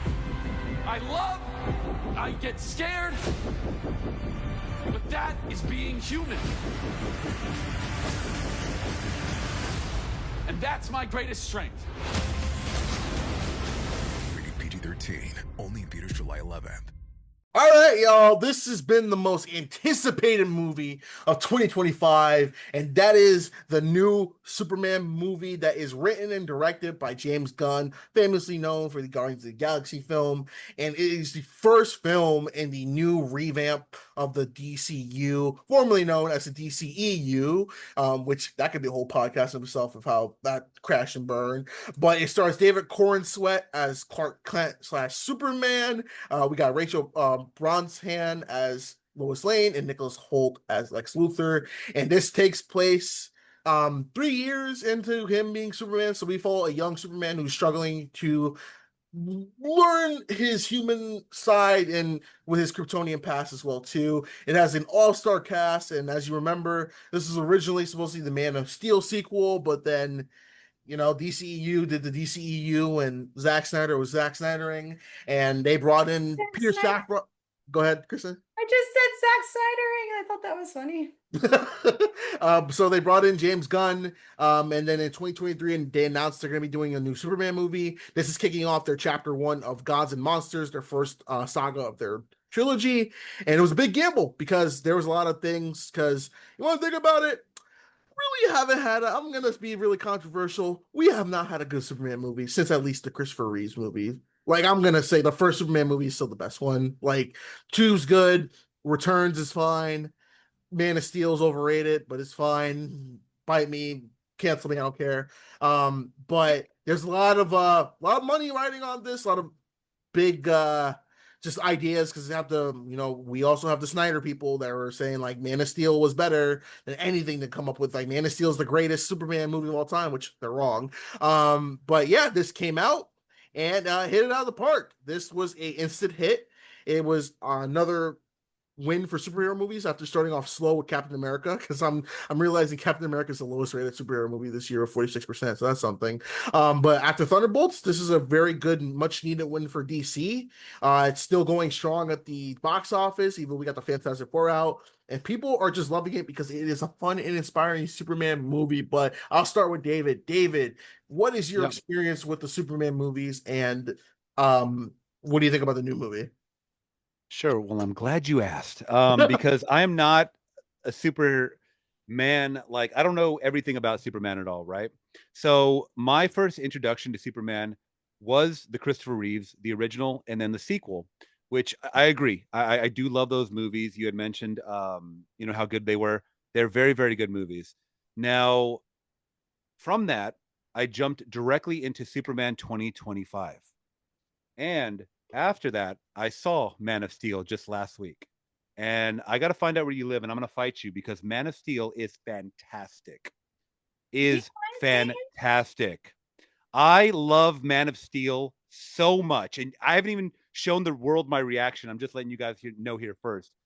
I don't know why I waited so long to watch that movie. It was amazing, and I saw it in 4K, and the Hans Zimmer, I believe, is on the soundtrack, and it's amazing. Yes. And I know I'm going to get crickets for this, and that's fine. I think that, especially going off that Christopher Reeves, if we're going darker, if we're going edgier, this is the Superman that I like. And I did give the new Superman good praise. But after watching Man of Steel, like literally a couple of days later, because that's what everybody was saying. Now you got to watch Man of Steel. Now you got to watch Man of Steel. Now you got to watch Man of Steel. And anybody that knows me knows I'm not a Zack Snyder fanboy. I haven't even seen the Batman versus Superman or Superman v Batman, whatever it's called, Justice League. I haven't seen any of that shit. So I think I'm the best person to really go into this and give it an unbiased opinion. Man of Steel was the better movie to me. And I'm just saying that, but we're not getting into that. We're talking about, I mean, do you want to offer a retort before I go into Superman 2025? No, I mean, I'm not gonna say like Man of Steel's terrible. I know some people are like, oh, Man of Steel's terrible. Like, I get what they did, and I still think Henry Cavill But really am I a Zack Snyder fanboy because of that? No, I wouldn't say that. 'Cause I think Henry Cavill got the short end of the stick out of everything. I just think that for a Superman movie, I think Zack Snyder was just not the choice to do it. I agree. Interesting. Okay. I wonder why then I keep getting fed all of this conversation about it being a better movie then. Maybe it is just the fandom of it. But going back to Superman 2025 is what I wanted. The reason why I brought up Man of Steel is because Superman 2025 felt PG compared to the hard PG-13 that we got from Man of Steel. And to me personally, that's what I wanted. I wanted a darker palette. I wanted a edgier, a grittier. I wanted to see shit exploding. I wanted to see people's life in peril. And that's the whole thing is people were like, oh, Superman didn't let anybody die or whatever. I get that. But when mayhem and stuff like that, you can't save every single person on the planet. And in this movie, I felt like there was so many things being questioned about political this and that, and passing imaginary lines, and it tied so much into. And I'm sure people are going to have a gripe about this. It was very Palestine Israel. I don't care what anybody says to me. That's exactly what I felt when we got the final fight in the Justice League, is Justice Gang, and I understood that he probably purposely intended it to be that way, James Gunn, because they didn't start writing the story until like a year and a half ago or a year ago. So yeah, October 7th already happened. So people that say, oh, he wrote this before that. No, he didn't. No, he didn't. This is around that time that this happened. I think he wanted to make that a talking point. And I'm not saying that was a gripe for me. I'm just saying that was a huge part in the forefront. And then also the whole thing with, well, you're not supposed to, go past these imaginary lines. And I do like that Superman said, people are dying. They needed saving. That's it. That's exactly what what needed to be said. And no one should have questioned that. And somehow that became a big moral dilemma. And it's like, you've now taken something that's supposed to be fictional superhero and you've made it political. And that's the part I didn't like about this movie, is that it no longer it felt like a superhero movie. And I understand it's a good jumping off point to start over and introduce new fans to. I just don't think that you should be creating this divide, because whether you follow it online, that's where people's talking points were. That it felt too political, it felt too this, it felt too that. And then, of course, the fanboys loved it in this aspect or whatever. I think the casting for Kal-El for Clark Kent was great. David Cornsweet. I had only seen him, I think, in Twisters and Pearl. I believe it was Pearl. He's a really good actor. I'm going to say this. He's a really, really good actor. He's not my favorite Superman, but I think he was decent in the role. Okay. I don't like the fact that he was very conflicted. He was very emotional. This is the side of Superman that I didn't want to see. And I'm not saying that it didn't exist because he's, Kryptonian and all this other stuff like that. I think that's what the world made him. Because there's this famous quote. I mean, I don't know if you guys have seen Kill Bill 2, where he talks about how Clark Kent, Superman is really him. But Clark Kent is the mask. That is the outfit that he puts on so he can blend in with humans. So what does he do to act human? He acts very weak. He acts very emotional. He acts very this and that. So that explains exactly as a people of who we are. And I think they gave him too much of that as actual Superman. There was no differential. Clark Kent and Superman should be different. I didn't feel a difference whatsoever when he was Superman. Like, he was still very just too conflicted. I don't know, mentally, he was too conflicted. Do I like the scenes that played out, like as far as from start to finish? Absolutely. I mean, if you guys saw my review, I had a very fun time with this. I gave it a 4 out of 5. I thought it was a good popcorn movie. I like that it got into things right away with Crypto and the Fortress of Solitude. I loved Lex Luthor. That portrayal. A lot of people didn't like Nicholas Hoult as Lex Luthor. What? I disagree. I mean, but then again, disagree with that. I loved him as Well, I know a lot of people that were saying the latter, but then again, like I said, I never saw Smallville. I never saw all the shows in between or the movies or any of that stuff. So that's why I'm just judging this movie as I could. And then of course I'm compared it to Man of Steel because that's fresh in my mind. But I do like I mean, and that being the case, if you're going to reboot, start with Zod. Why aren't they starting with Zod? I understand you want to do this 3 centuries, 3 years into it or whatever we're getting, but where is Zod gonna? Are they gonna throw Zod into a sequel? Because we need to see Zod and his crew. I don't know. What do you guys think they should introduce Lex first or Zod? I think Lex is more of a well-known character. That's why than Zod is, at least in my opinion. He's in the first Superman movie. Yeah. But so that I don't know. Go ahead. No, go ahead. No, I was gonna say that for people that don't know a thing about Superman and you could just look it up, that's kind of what they based off the first movie off of, and that's fine. The direction they went into, I understand Lex is also in that, Gene Hackman and stuff like that, and those are two great villains. And it's also relatable too because he's just a human guy, right? He's just very, very smart, and in this movie, I really liked him because he knew Superman's every next step. That part I really did like. People were making fun of, well, if he's so smart, why did he have to build this mechanism that A1, A2, A3, that, okay, if you're going to nitpick, I get it. The controlling of Ultraman and stuff like that, or is that what his name was? Ultraman. Bizarro Superman, whatever. Yeah, Ultraman. So okay, I can understand the nitpick gripes. I think James Gunn was going at this movie at a whole different angle than its predecessors. And in that aspect, I do like it. But I think if I were to watch every other Superman movie, including, the Zack Snyder other movies that he has, there's too much influence of all these. It's like when you watch Batman, right? From 1989, or even like the Adam West. When you have so many people playing different Batmans and so many directors doing different Batmans, you can't help but instinctually just compare them all. Yeah. Right? Which one's going to be better? Which one's going to have the more rewatch value, whatever it is. You just can't help but do that. So that's why I think I came out of Superman really, really enjoying it. But I think if I had more influence of the other things, I would have done things differently. But this is a really good popcorn movie. And I know it sounds like I shit on it. I had a really good time with this movie. Even though there were things that didn't really make sense to me, I didn't want to question them too much because I don't know the comics. I don't know the lore. I don't know even the animated stuff. Mm-hmm. And I didn't want to go on it too hard because I know there's going to be fans that are like, oh, that's what happened in the comic book. Who knows? This whole conflict in the war that happened in the movie could be from a comic. I don't know. I'm just saying at the time that they dropped this and the president that we have, I can't help but think that this is what they were referencing is October 7th.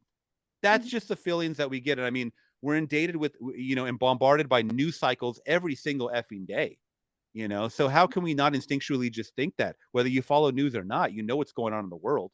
Yeah. So I just think it was a talking point that he wanted to purposely implement in there. And I don't think it was a smart decision because now you have people that don't even watch movies.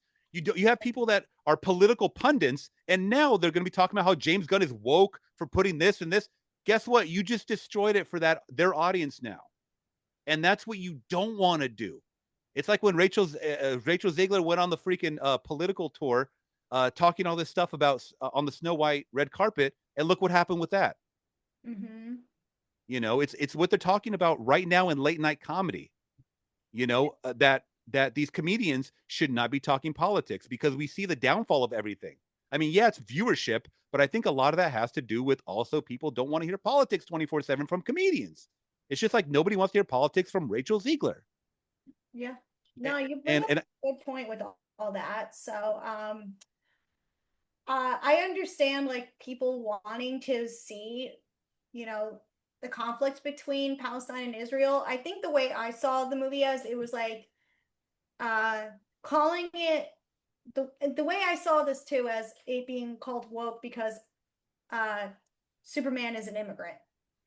And that was one thing I was taking it out of people saying it, but I don't really see it, at least in my opinion, I didn't see it as wokey as it was trying to illustrate, but I can see people's talking points of bringing up, Israel versus Palestine, calling Superman an immigrant. But I went into this seeing it as a fun popcorn movie. I enjoyed seeing a lot of the scenes with him having his conflicts with himself. I think James Gunn purposely made Superman flawed and a flawed person. He's not perfect. He tries to save everybody. And you bring up a good point, dude, about people dying. Yeah, people are dying in this movie, and he tries to save everybody, but he can't save everybody.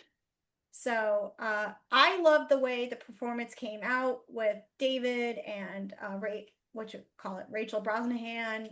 I thought Lex Luthor was spectacular. Nicholas Hoult, I thought this was one of his best performances like ever. I love him in like so many Nicholas Hoult in so many movies, including the X-Men movies, but this was just way better than the X-Men movies.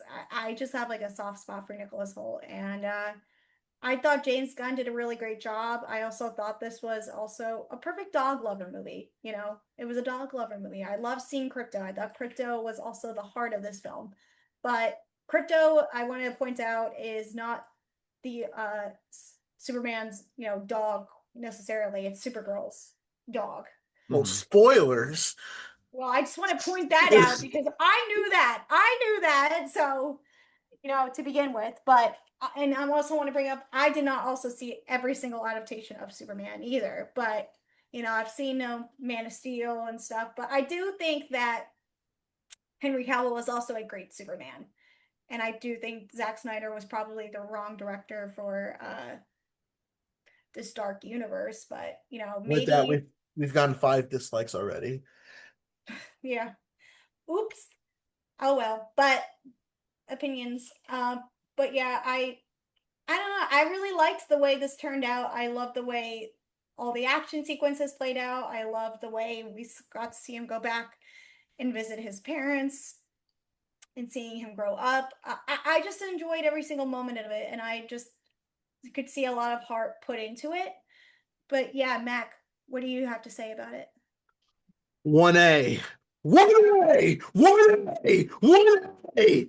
Nah, yeah, it was good. I like this movie. This movie was it was fun because this will show y'all's ages. This is the first Superman movie I've ever seen in theaters. I mean, fair. This was my first Superman movie too. I didn't see Man of Steel in theaters. I saw whatchamacallit.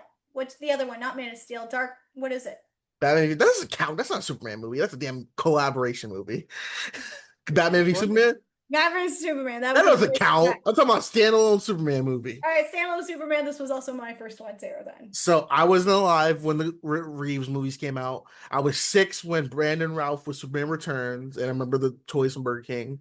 And I know growing up, I'm a big comic guy. I love Superman. I love the stories he's told. The first comic I read was Superman Doomsday, and when I found out they were doing this movie, they were adapting All-Star Superman, which is about Superman was dying because overexposure of sun. I was like, oh shit, you're gonna kill Superman in the first movie? Cool. Yeah. That shit wasn't happening. But it does do a lot of inspiration from that comic, because that comic is it's a self-contained story, but it's very reflective of like Superman kind of explaining why he does what he does, and he kind of goes about everything with a smile. And that's what I liked about it, because I agree with you, David. This is fun and inspiring, because I love that speech at the end where Superman says, like, I'm human too. I put 1 feet in front of the order. I was like, and I just turned to my dad like, now that's a Superman. But I still remember I saw this in theaters. My dad, comic book guy, Superman is one of his favorite characters. When they said for the first time ever Superman's been defeated, he got landed, my dad said, bullshit. He's like, Superman shouldn't be that defeated easily. He's like, what? He's like, AJ, this is gonna suck. And then he fell asleep, but he woke up, and then he liked the movie. So it was a roller coaster the first 15 minutes of the movie. But I do like real quick. I forgot to mention that I did say in my review too initially, I like to see that he got knocked around, and he needed help too. So that the fact that the Justice Gang, or whatever they're trying to call it, I loved that. They were great. Yeah. Oh, they were cool. They were cool. I didn't like Hawkgirl as much because I don't think this is the thing. When you have so many characters, you can't elaborate so much or expect so much time. They spent more time with Mr. Terrific than anybody, right? And I think that he was great in the film. I didn't like the James Gunny scene where like he has that orb, and then like it plays rock music, like yeah, and then like it's like okay, well I could have done without the music, but it was cool seeing him kick ass. But I don't think we spent enough time with Hawkgirl to kind of get it. But going back, yeah, I like to see that he got knocked down because that is another human. I mean, he is human. I didn't care about the immigrant comment because I feel like when movies come out, like tabloids just create shit out of thin air. Like they really do. I don't think this came from the movie at all. I think someone just created a headline and then of course the guy from Variety just asked everyone on the red carpet, like, what do you think about him being an immigrant? It's like just fueling the fire, right? Yeah. And it's like that shouldn't even have been asked. Like no one was even thinking that. And then when people start thinking about it, it's like, well, yeah, technically he is. He's not from this planet, right? So it's like, but he's a Kansas boy. You know what I mean? So it's like that's just what it is. Yeah, But that was that's the part I don't see it like being as wokey. I was like, he's a guy from Kansas. Yes, he's from another planet, but like I hate how I think someone just made that. Yeah, I think someone just made that headline up to divide us, and I just constantly think that the media is just trying to divide us, and they are because we just keep feeding into this shit, you know. Mm-hmm. So, but yeah, I loved one thing, and that was also crypto. I mentioned that a lot. Do you guys think there was too much crypto? Because when I saw No. my husband said, yeah, there was too much crypto, and I was like, no. No, don't do that. so I grew up watching the animated show on Cartoon Network, so that's how I knew who crypto was. I wanted more crypto. I thought he was like he gave that nice little just lightness to the film, and it was pretty cool, especially the scene where Lex Luthor breaks into the Fortress of Solitude and kidnaps Crypto.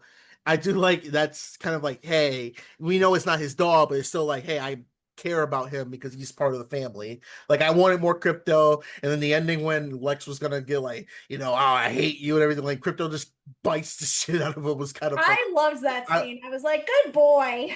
I want more Crypto, and I like the fact when Supergirl comes in, they're like, oh, now we see why he's not so good trained because look at his owner. Shows up drunkenly. I'm like, okay, that's good. I wanted more Crypto, but I think it was fun because I like when they released the first footage of it, which was just the opening scene with Crypto with his calling room. I think I was like, okay, if Crypto's like that in the movie, I'm fine with that. Mm-hmm. Yeah, I enjoyed every single bit of this. I just also want to say I saw this as a movie where it explores kindness, and I feel like we're losing that. And I saw this as a humanistic story in a way. I just wanted to bring that up because I just, that's one thing I feel like we're losing in the world nowadays. It's like kindness and forgetting people's like they're flawed. We're looking at flawed people, but we also have to remember to treat people with kindness. And I think that's one thing the film did do a good job of exploring. So it was very lighthearted, and that's why I compared it to the edginess or the more dark side of like a Man of Steel. Because I'm gonna say this: watching Man of Steel recently, I cried 3 times in that movie. You know how many times I cried in Superman 2025? 0. Okay. So that just shows you at least the emotional depth, and obviously it's a combination of the score and what's being said on screen, the passion that comes from. When I'm seeing Superman in peril, I need to see the stress in his face of the weight of the world on his shoulders. If I don't feel that, I'm not going to feel him as being as super as I think he could be. And that all goes back to the direction of the movie. It doesn't just go back to David Cornsweet. It goes back to the director. And I think James Gunn had a lot on his plate. I think there was a lot riding on this movie. We keep forgetting that everyone was saying since the beginning of its inception, like a year ago or whatever they announced, or whenever the hell they announced it, they were like, this is going to be the movie that makes or breaks superhero movies. Remember that? Yep. Mm-hmm. So when you hear shit like that, that is a lot of pressure. And how do we know if things weren't rushed or whatever, not completed or whatever? But I think that has a lot to do with how the movie came out. And I'm not trying to crap on the movie at all. I'm just saying it definitely had a lightheartedness. I felt like even the kaiju that we got even looked like a Labubu, you know what I mean? Like, so it didn't look as menacing as I wanted to. This was more of like your family friendly Superman, if I could say, like if like it's like a friendly neighborhood Spider-Man. I think that's what they were going for though. And that's fine. And that's totally fine. And I know they're gonna, sell a bunch of merchandise because of that. And a lot of the once again the fanboys of this stuff, really enjoyed it, and they had a good time, and that's the whole point. If you're going to go in a different direction because for whatever reason the previous direction didn't go, then so be it. I just got once again after rewatching the last movie I watched, The Man of Steel, I started to kind of not take back my score, but notice the differences, and then I really asked myself, which Superman do I prefer? And it's the Henry Cavill one. So that's the only reason I keep bringing that up, and I'm sure I'm going to get that with any iteration of any superhero movie that we get, right?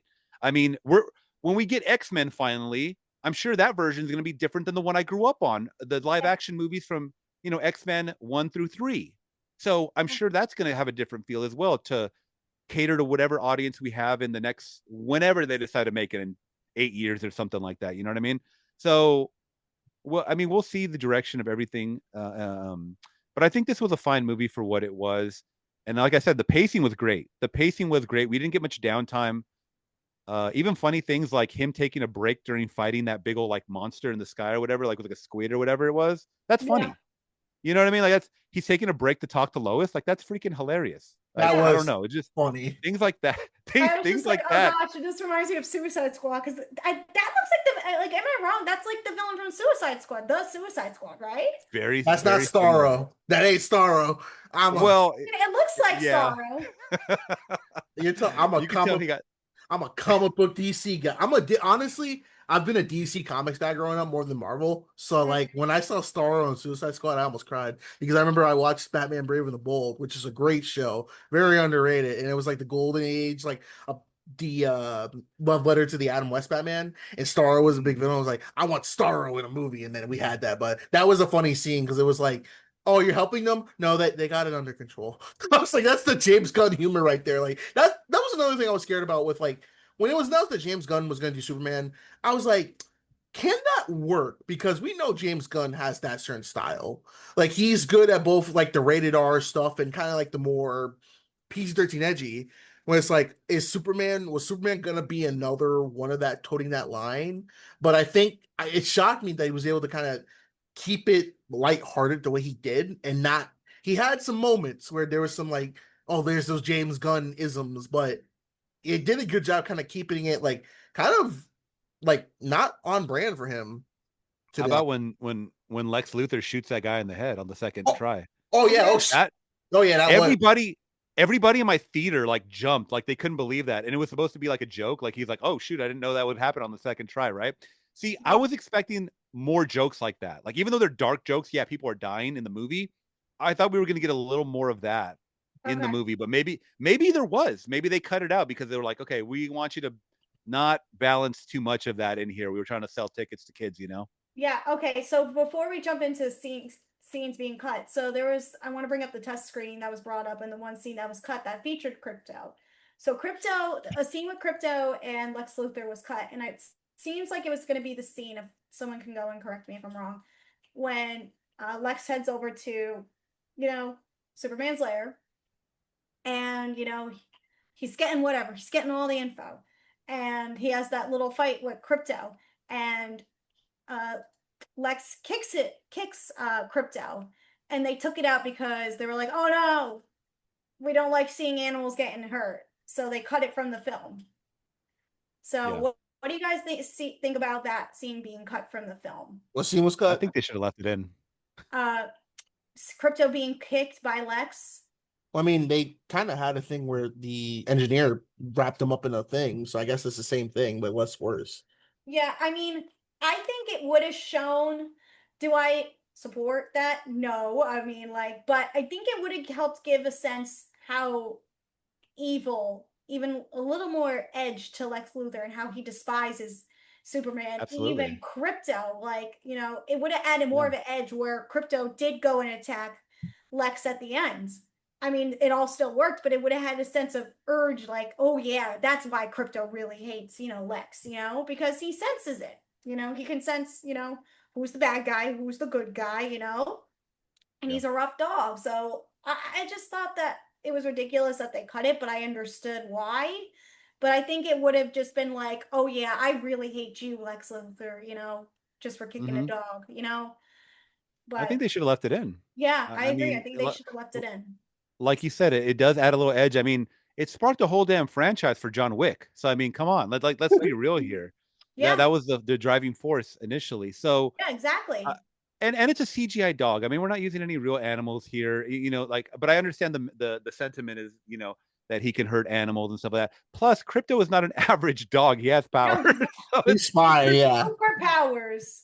Yeah, he could take a kick, I'm sure. I mean, so, yeah. I just thought it was interesting because I saw it come up in an article, and then I saw Moist Critical talk about it, and I was just like, yeah, like people need to calm down about that. I was like, yeah, is it sad to see? Yeah, but do you know what?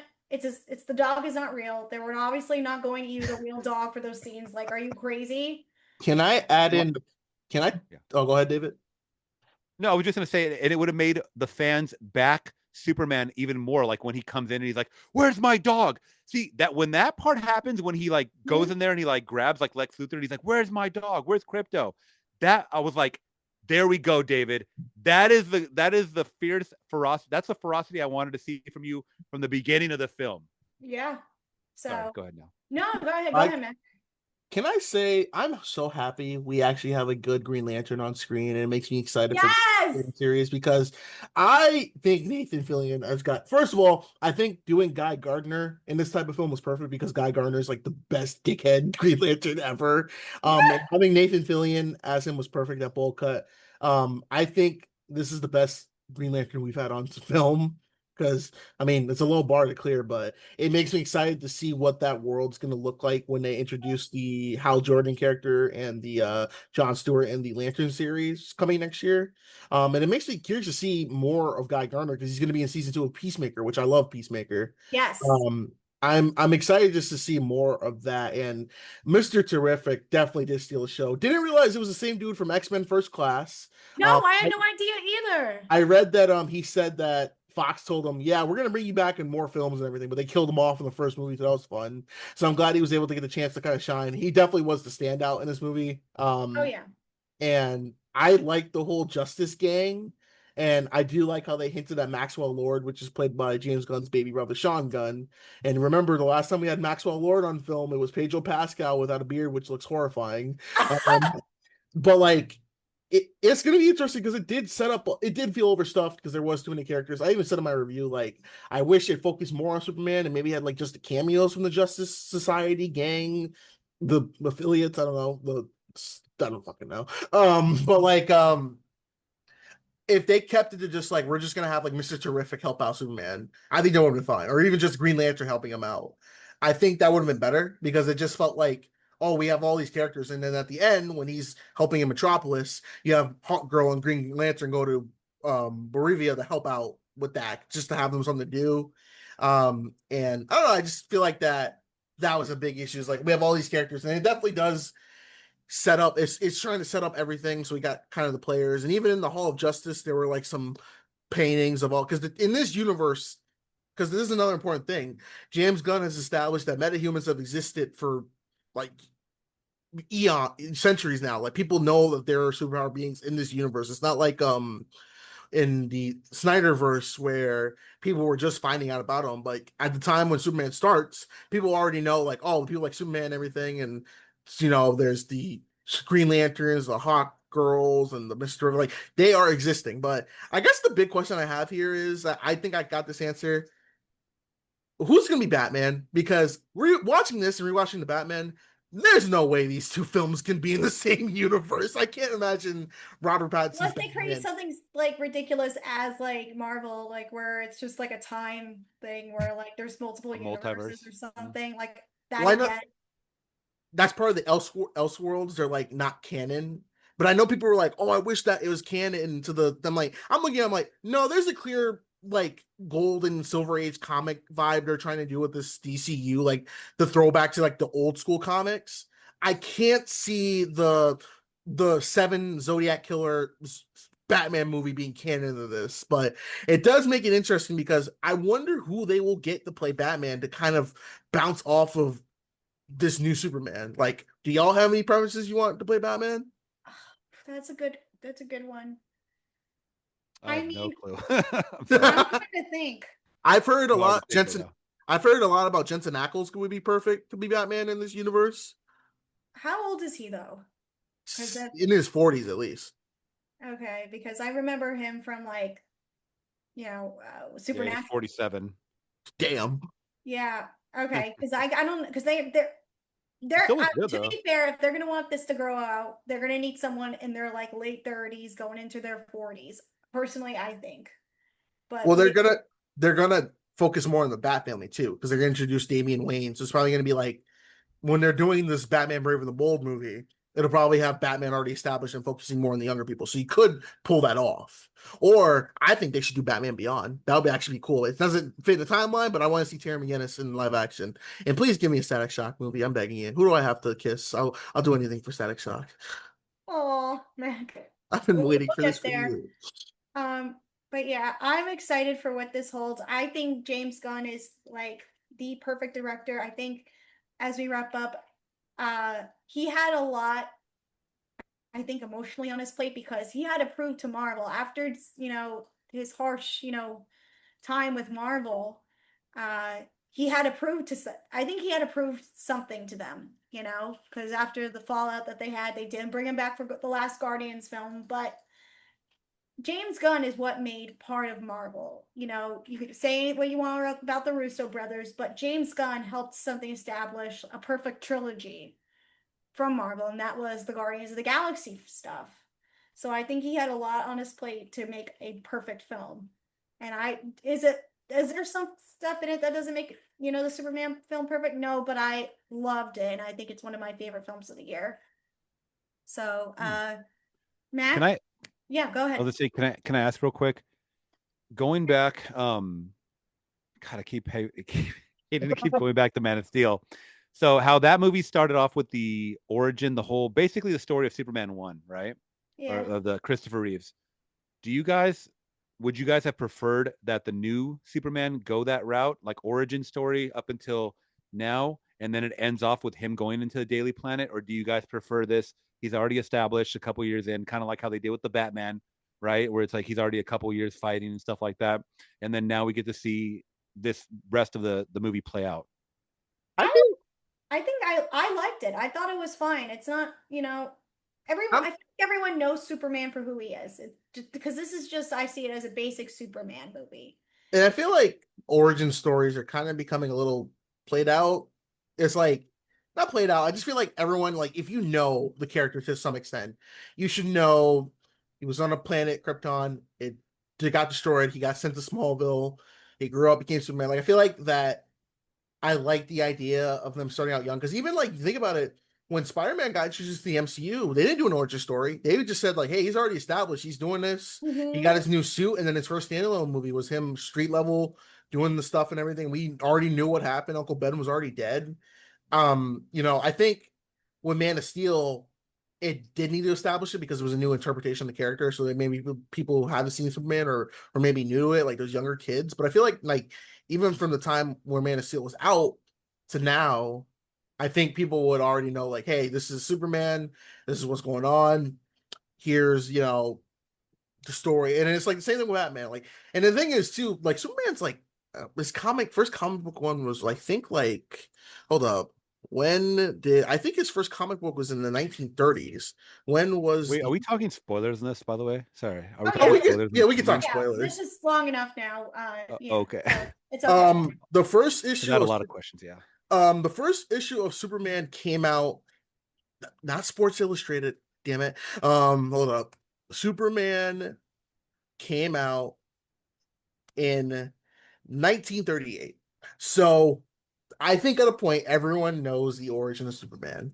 And if there's something else you want to do different, because I do think they did something different here when they revealed that, oh yeah, you're a conqueror, man. So get a harem of women, which I got so sick of hearing that joke.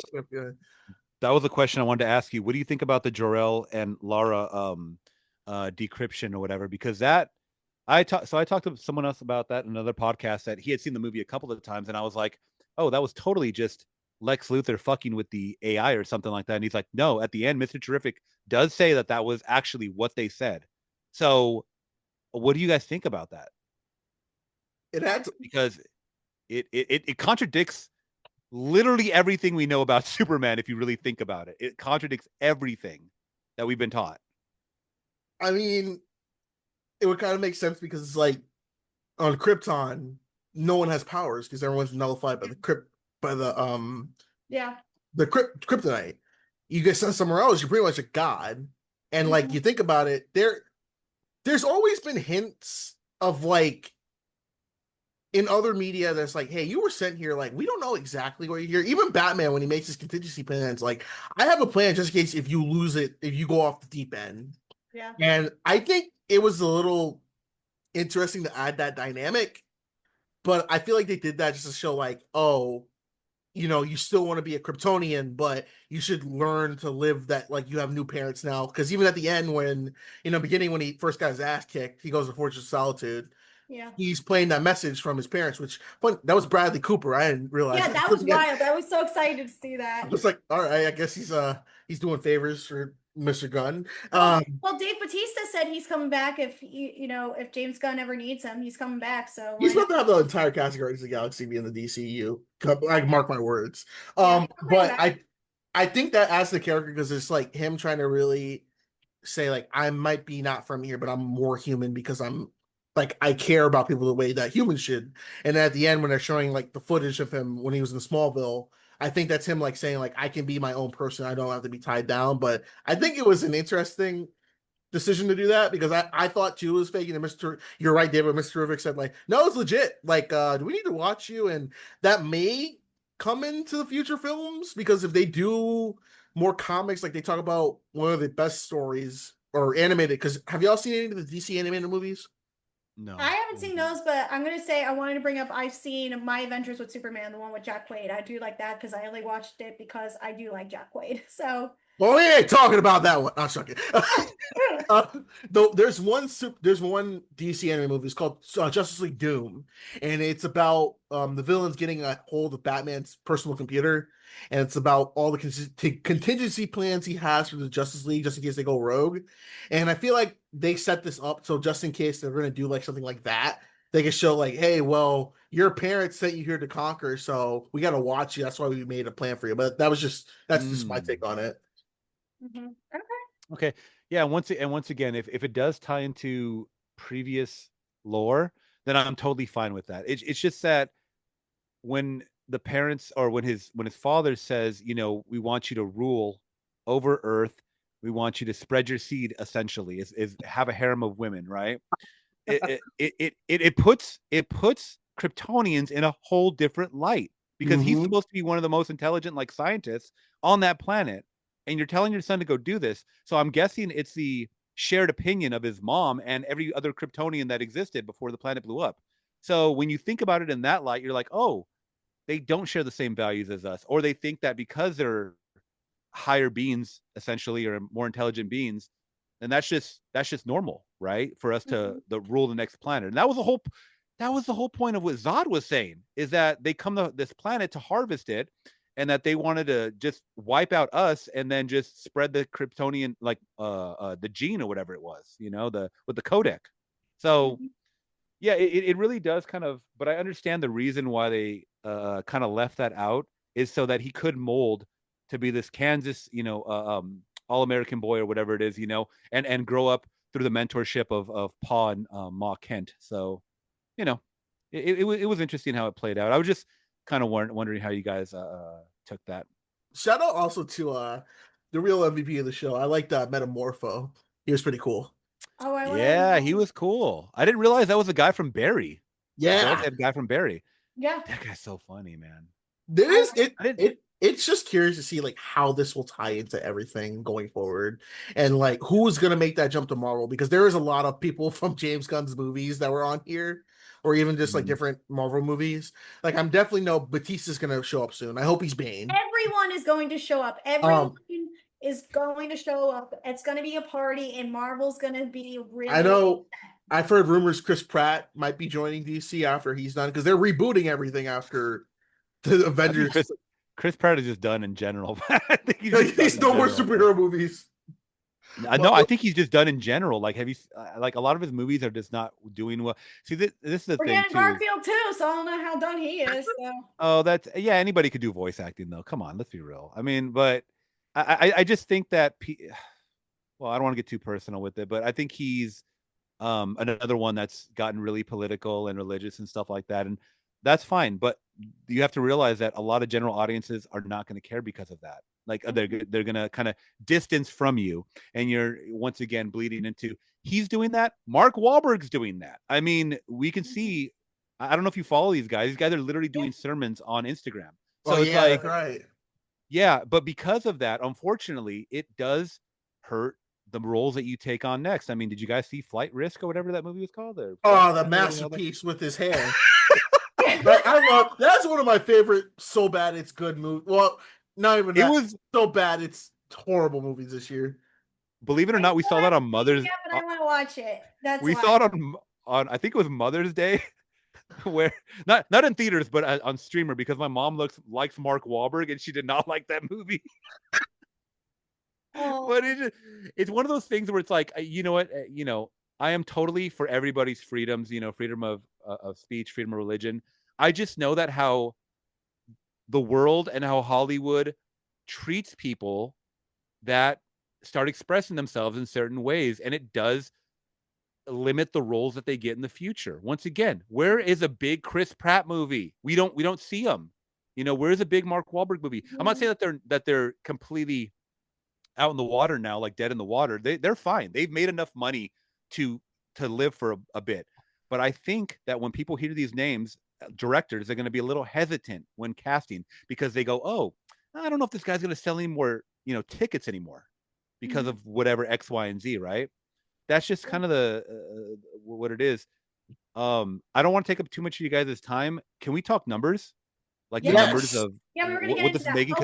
Because that broke today. Yeah. Okay, yeah. I just want to mention one thing. I'm excited for Peacemaker to come out because I know Mac brought that up earlier. Shout out to Rick Flag Sr. I'm so excited that he was casted in Superman. I'm excited to see where this character is going to lead to Peacemaker. I know we got a Peacemaker cameo on that. I was so excited. I can't wait to watch.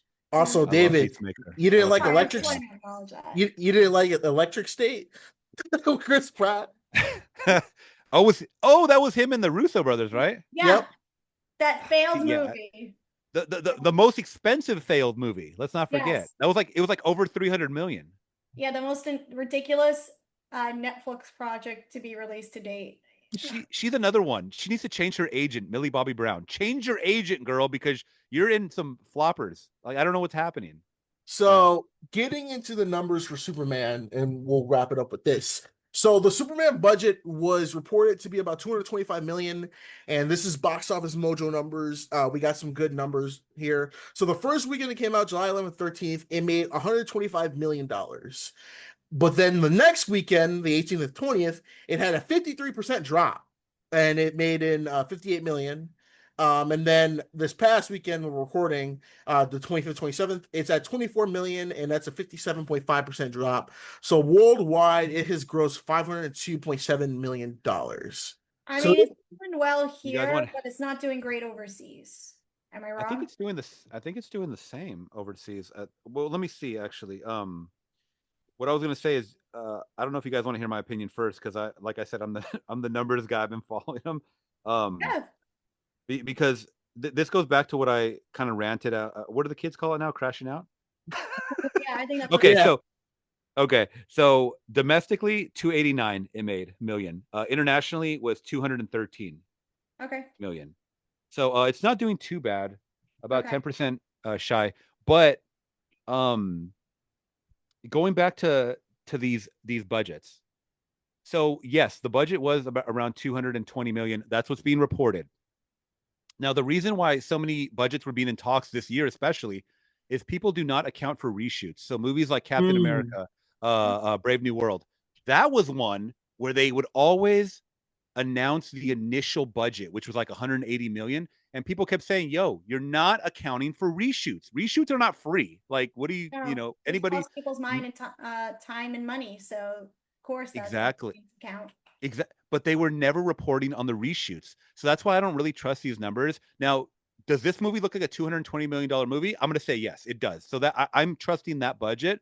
But then we also have to account for marketing, which is at least another 100 million, because this movie was everywhere, like just billboards, YouTube trailers, like all this marketing, television spots and stuff like that. They were doing the press junkets everywhere, right? This I think I saw more than Fantastic Four, if I'm being completely honest, like everywhere, like being promoted.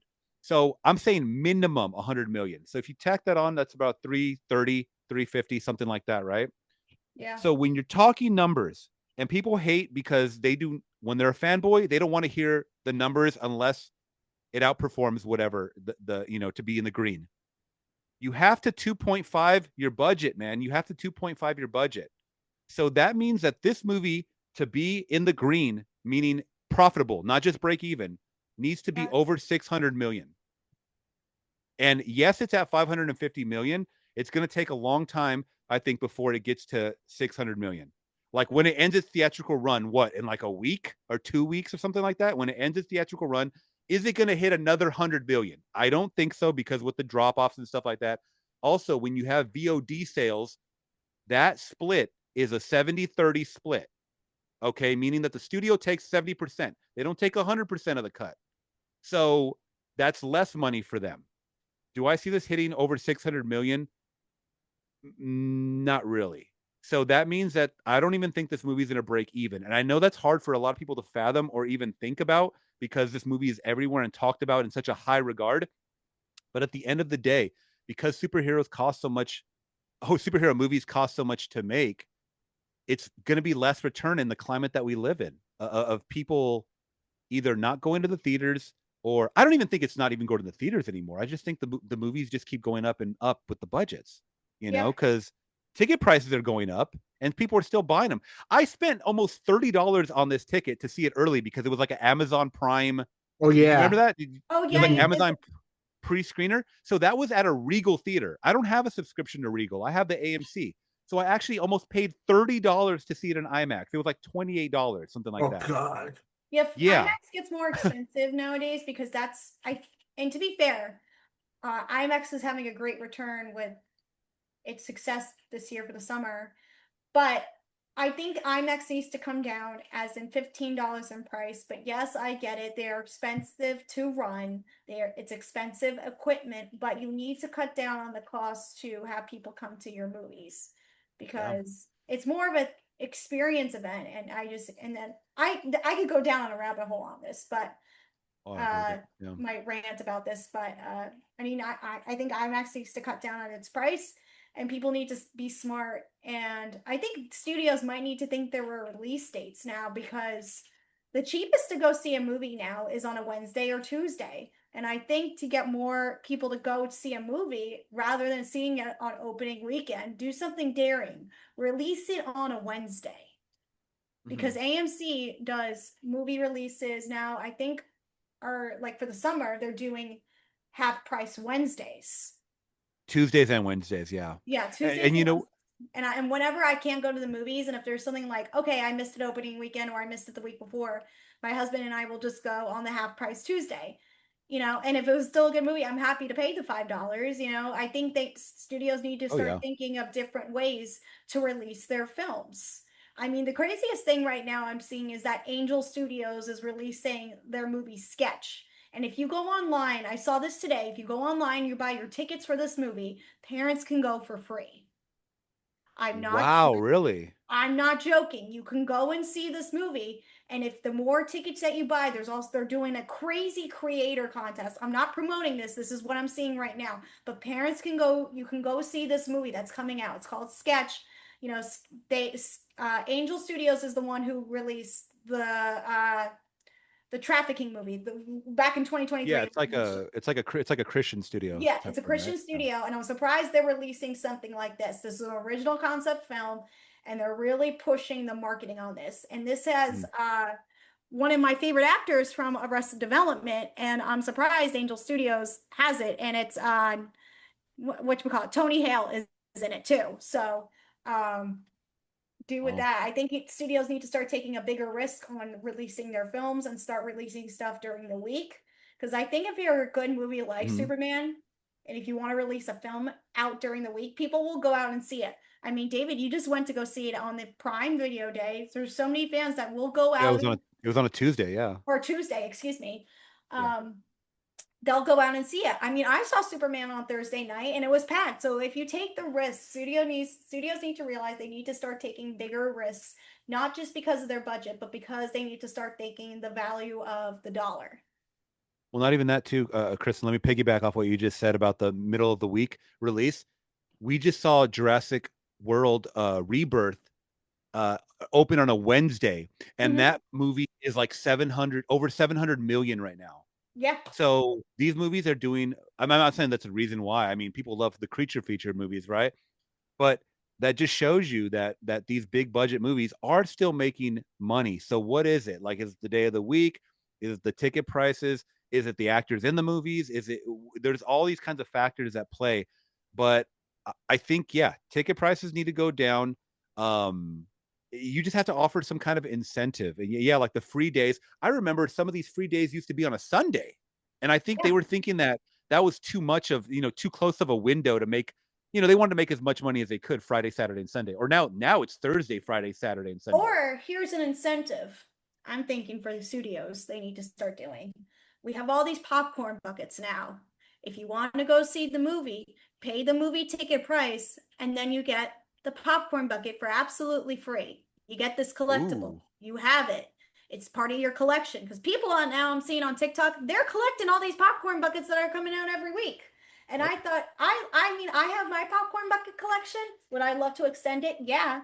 And I'm willing to pay. If I love the movie, I'll pay the extra, $5 to own a collectible movie bucket. Because, some of them are like Funko Pop.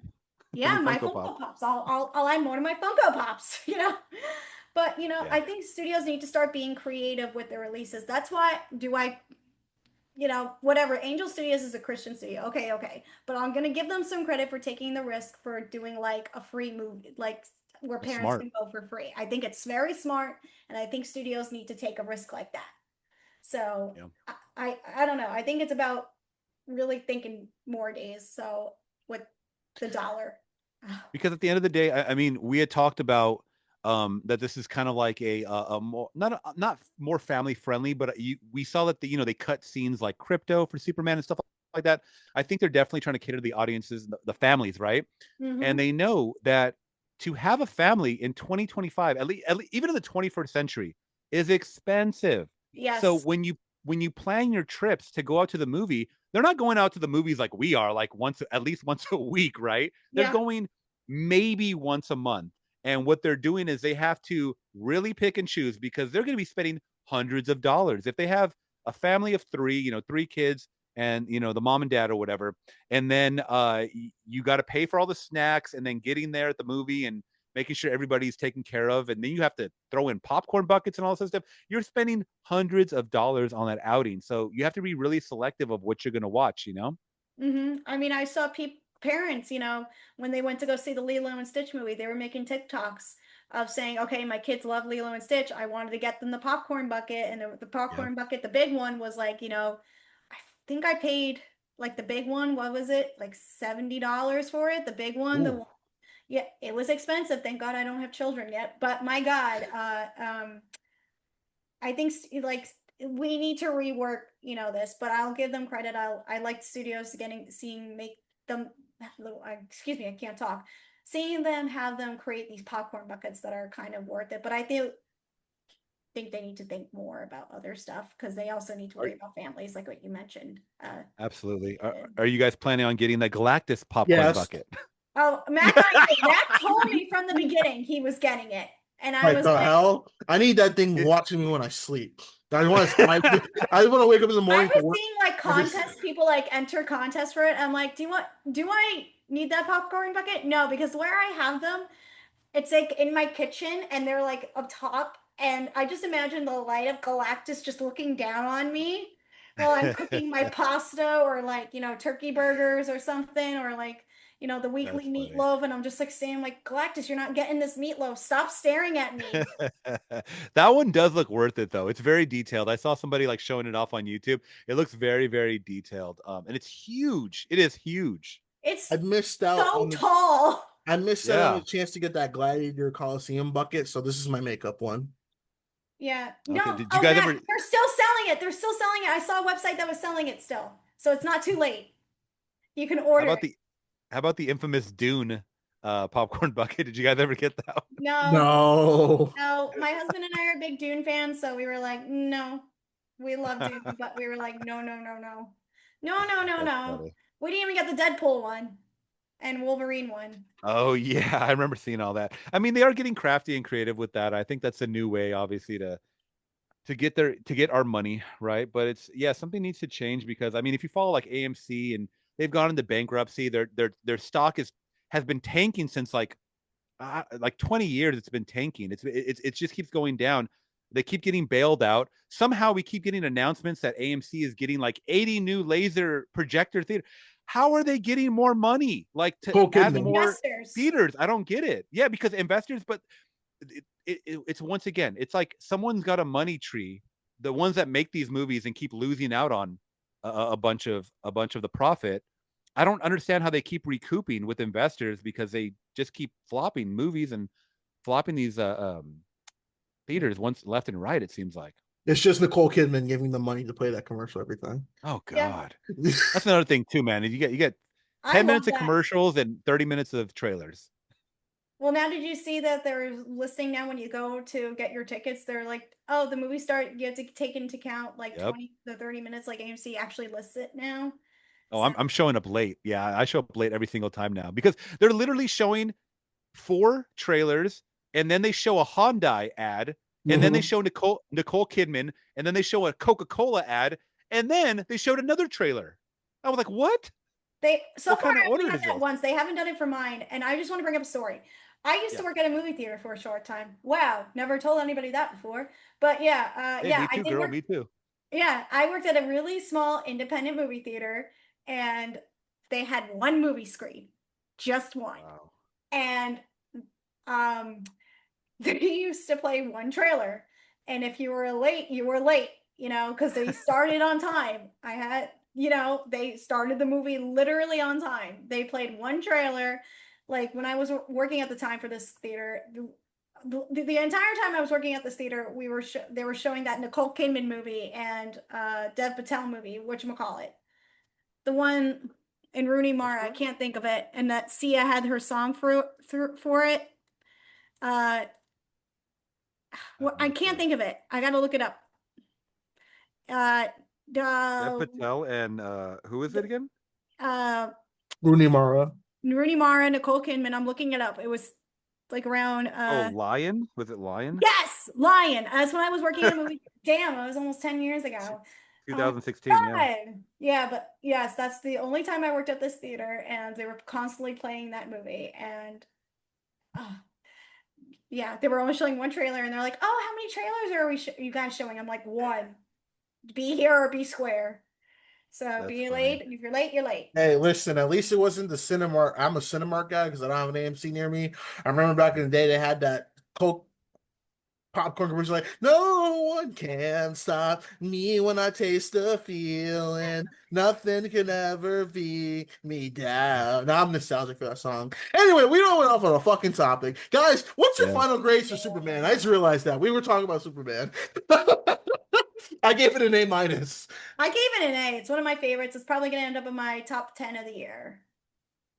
Okay, I'd probably give it a B plus. Now rethinking it, I think initially I probably gave. Well, I do number grades or number scores. So I gave it a 4 out of 5.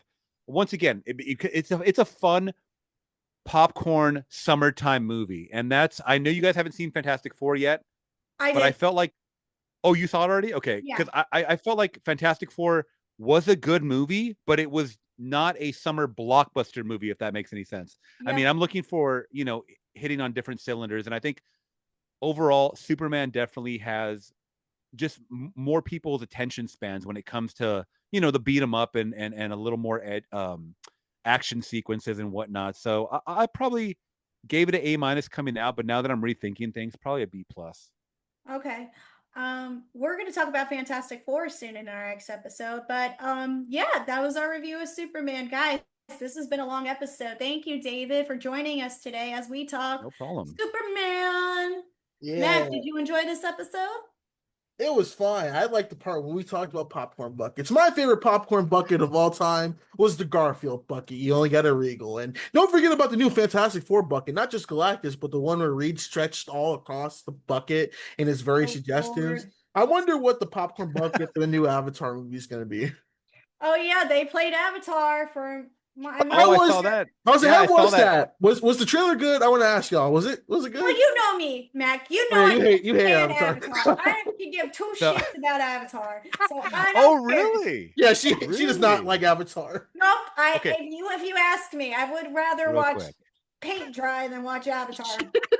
That's interesting. We could do a whole episode about Avatar too, if you guys want. No, Yes, please. Yes. no. Real quick. I can't stand Avatar. I just think it's so overrated. So my experience with Avatar when it first came out, that was the very first movie that I ever saw in 3D. I saw it about 7 times in theaters. I bought the Blu-ray. I saw it about 10 more times after that. I fell in love with the world of Pandora and Avatar and everybody involved in Avatar, right? Now, because so much time passed when Avatar 2 came out or was announced, I didn't even care. I got over it. So I never saw Avatar 2. I never saw Avatar 2. Because nobody gives a crap. I'm the only one caught up in this lore. Damn it. I'm the Lone Ranger. Mac. I was too much 9. time. I was 9 when the first movie came out, and I was 22 when the second one came out. I freaking graduated college and high school. We achieved so much in society. But what was the trailer for the Fire and Ash? Like what was it? Fire and ass? Is that what you said? Fire and Ash, damn it. Oh, that was good. I mean, It was I thought it looked interesting, but then again, I don't know anything that's happening in the second movie. So I mean, there's a child or something, like a human running around with a mask on. That's all I know. Like that in the sequel? Like, wasn't there a child? Wasn't okay? There... I think they haven't break it down for us, Mac. This is the last. So I've caught up with the lore because I saw the second one in theaters. So remember in the first movie when Sigourney Weaver died? Yes. So in the second movie, they're like, "Oh, Sigourney Weaver's coming back." Everyone's like, "Wait, what? Like she's dead?"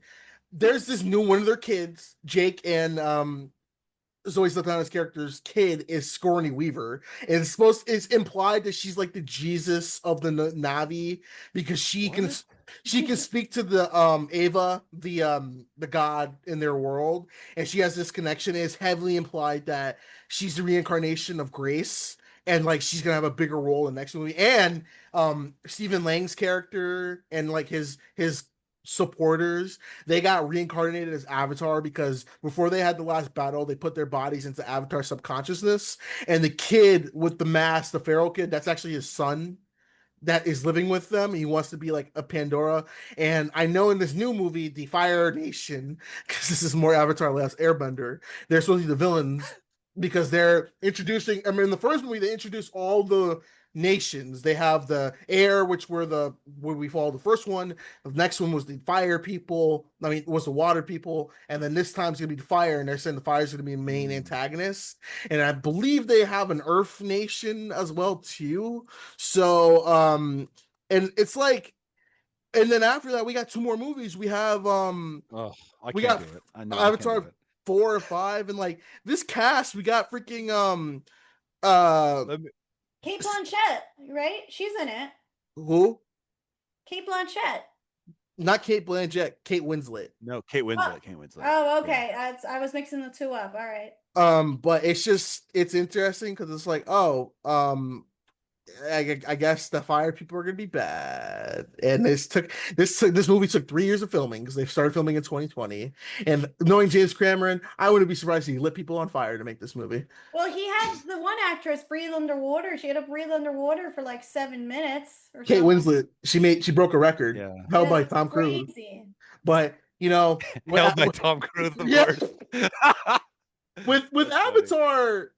It's so weird because the thing I've always criticized it about, because I like them. They're fine. I think they're beautifully made movies. I just think like when you don't do anything with it for years, people will not give a shit. So when you have a film that like comes out in 2009 and you're like, oh, I'm making all the 7 sequels in a row. We're gonna do good and everything. And you don't really do. You do books, but then you do video game. Like you had a video game that came out that didn't do well, and you come out with this new movie. Everyone's like, "Oh, yeah, that's right." And then you re-release the first movie to beat Avengers, to be the #1 grossing movie of all time. Like that's not petty. Then I don't know what it is, but this movie has a $250 million budget reportedly. So if this movie makes $1 billion, then the Avatar franchise is going to go down as like one of the most. I'm calling it. What? That this movie is not going to make $1 billion. If it does, I'll be shocked. Because I'm telling you, no movie is making $1 billion. Not even Minecraft hit $1 billion, and it almost did. Lilo and Stitch did, but or maybe I'm getting that confused, maybe backwards. But like I think Lilo and Stitch did make $1 billion, right? It broke $1 billion. In the sequel. Oh, okay. So I think Minecraft was the one that almost made $1 billion. It was like 963 or something like that. But those movies, man, I'm telling you, nobody, when it came out, it was a phenomenon and it was talked about like worldwide. When I saw the Fire and Ash trailer, the CGI looks exactly the same as it did back then. Nothing has changed. Yeah. I'm sorry, Matt. It looks exactly the same. How dare you? That's what I think. Do you think it looks better? It looks exactly the same. Rewatching the 2009 film and then the sequel, there was some advancements to it. It doesn't look as wonky as it did. Never in my world would I see an argument about this, about it. New Avatar. So better. The first Avatar movie made 2.9 billion, and then the sequel. That's crazy. The sequel made 2.3 billion. When did the sequel come out? Oh God, December of 2022. Okay, maybe I'm gonna eat my words then, because that's not that far back, and it was during the pandemic. Well, no, this is like when everything was kind of going back to normal, kind of. But maybe I don't know. Maybe he has some power, James Cameron, with Avatar. Something. He has money, and he will pull any kind of stop at this point. He will release whatever he wants. Maybe he can do $1 billion then, because you said the sequel made over 2 billion. 2.3. Yep. Holy shit! I didn't know, but okay, then maybe he could make $1 billion with this one if it comes out. And I think doing it like, keep filming back to back with the sequels, like part 4 and 5 and stuff like that. If you don't release them too far apart, I think you can't have a moneymaker now on this. Well, the next the next one is what, like 10 years? Mac is when's the 4th one coming out? 2029. Oh, that's not that far. It's 4 years. I mean, that's 4 fucking years. God dang, man. That bad? When the next film comes out, the Avatar 5, that comes out in 2031. So this film will have spanned over 20 years. Like Avatar started when 2031 is like, man, I remember when Avatar. I mean, by then they'll have Happy Gilmore 5, so get ready for that. We'll have 6 Adam Sandler movies out by then. I forgot 2031. What the fuck? What is happening? What's happening? Yeah. Like James Cameron's gonna be he's 70. He's gonna be 90 when this movie's done. He's 90 when the movie's done. Oh my God. By the way, on a quick side note, I know I keep keeping you guys, but like on a side note, did you know they actually released a study that film, I don't know, it was some kind of film analyst or something, a group, they predict that the movie theater experience is not going to exceed over the next 20 years. They think it's all theaters are going to shut down in the next 20 years. Really? Crazy. Yeah, based on like ticket sales, attendees, like literally everything, just the price of tickets, inflation and stuff like that. They're saying in the next 20 years, we might not have theaters anymore. That's crazy. I don't know. That's kind of scary to think about. I don't know if the theater experience will ever go away. I think it'll now just be like kind of the concept like maybe of eventually like a Broadway thing. It's like only the best, it's only made for like a certain target audience because Broadway tickets are so expensive, and you could get that like that in the movies. But if no one's going, then they can't afford the overhead as far as like, paying for that theater to stay open. And then they're just going to start slowly, quietly shutting down theaters, I think. And it's going to change.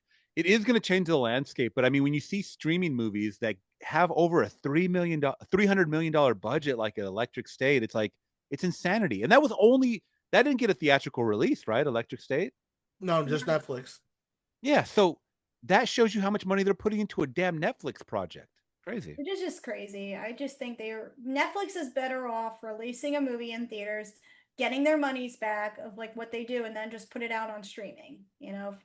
Put it out on not streaming, in theaters first, and then just wait like 2 months, and then see if they can get a box office return, because they were able to do that with Knives Out. They released it in theaters for a week, so yeah, I hope they do that again this year.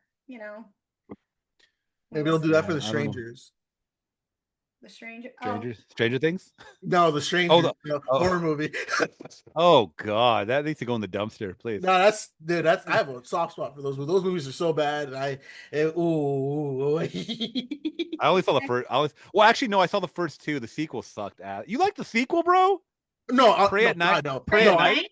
No, when I say I like The Strangers, I mean I like it unironically, because I do not like those movies. I like the first one's fine. Second one is it's something. My favorite, especially the part is like she's like, leave us alone. It's like, but we're just getting started.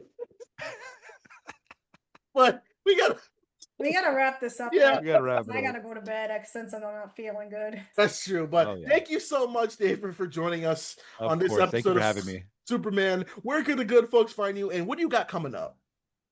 Oh yeah, thanks for asking. You guys can find me always on YouTube at Flix Talk, so FLIX Talk. I'm also on pretty much all social media platforms, X, TikTok, Instagram. Just look for Flix Talk, FLIX Talk. When it comes to my channel, YouTube is my main channel, where I upload movie reactions, movie reviews, and also live streams 3 times a week. I go live at 5 p.m. Pacific Standard Time on Tuesdays, Thursdays, and Sundays. So we can always interact with a good cinephile community and just talk movies and kind of just pick my brain, and I pick you guys' brain with just certain questions. And I'm there usually a couple of hours a day. And yeah, just kind of building the community there. We're having a fun time doing it. Do you still do Rumble? Because I remember you're doing Rumble for a short time. I do multi-stream now. We were getting like all these copyright, they were blocking the stream on YouTube for a while. And then that's when I went to Rumble. But now I'm actually multi-streaming on Rumble and YouTube simultaneously. Okay, because I remember. Yeah, just try to spread out. Yeah, I remember you were doing that for a short time. So I just remember. So. Oh, I'm still doing it. Still doing it. Okay, gotcha. Okay. But you will be able to find David's links in the description below. Make sure you check them out. And like Kristen mentioned, the next episode we will do when I come back from vacation, we'll be talking about the Fantastic Four First Steps, and if it does a good job of finally bringing the Marvel's First Family. Well, Mac, you're forgetting one that you decided you wanted to talk about, that you were so excited.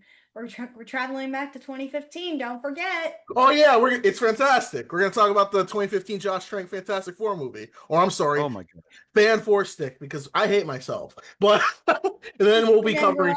Then we'll jump to First Steps. Yes, well, we have to talk about the train wreck that was 2015. That's 10 years old. My God. But until next time, make sure you check us out on Instagram, and make sure you donate to our Patreon. It's $1 a month, and the first 7 days are free. Shout out to our patrons that keep us going every month. Make sure you like and subscribe. And until next time, you've been listening to the M&K Productions Podcast. I've been Mac. This has been Kristen. This has been our special guest, David from Flix Talk. And we'll see you all in the next episode. Peace. Bye. Peace out. Peace out.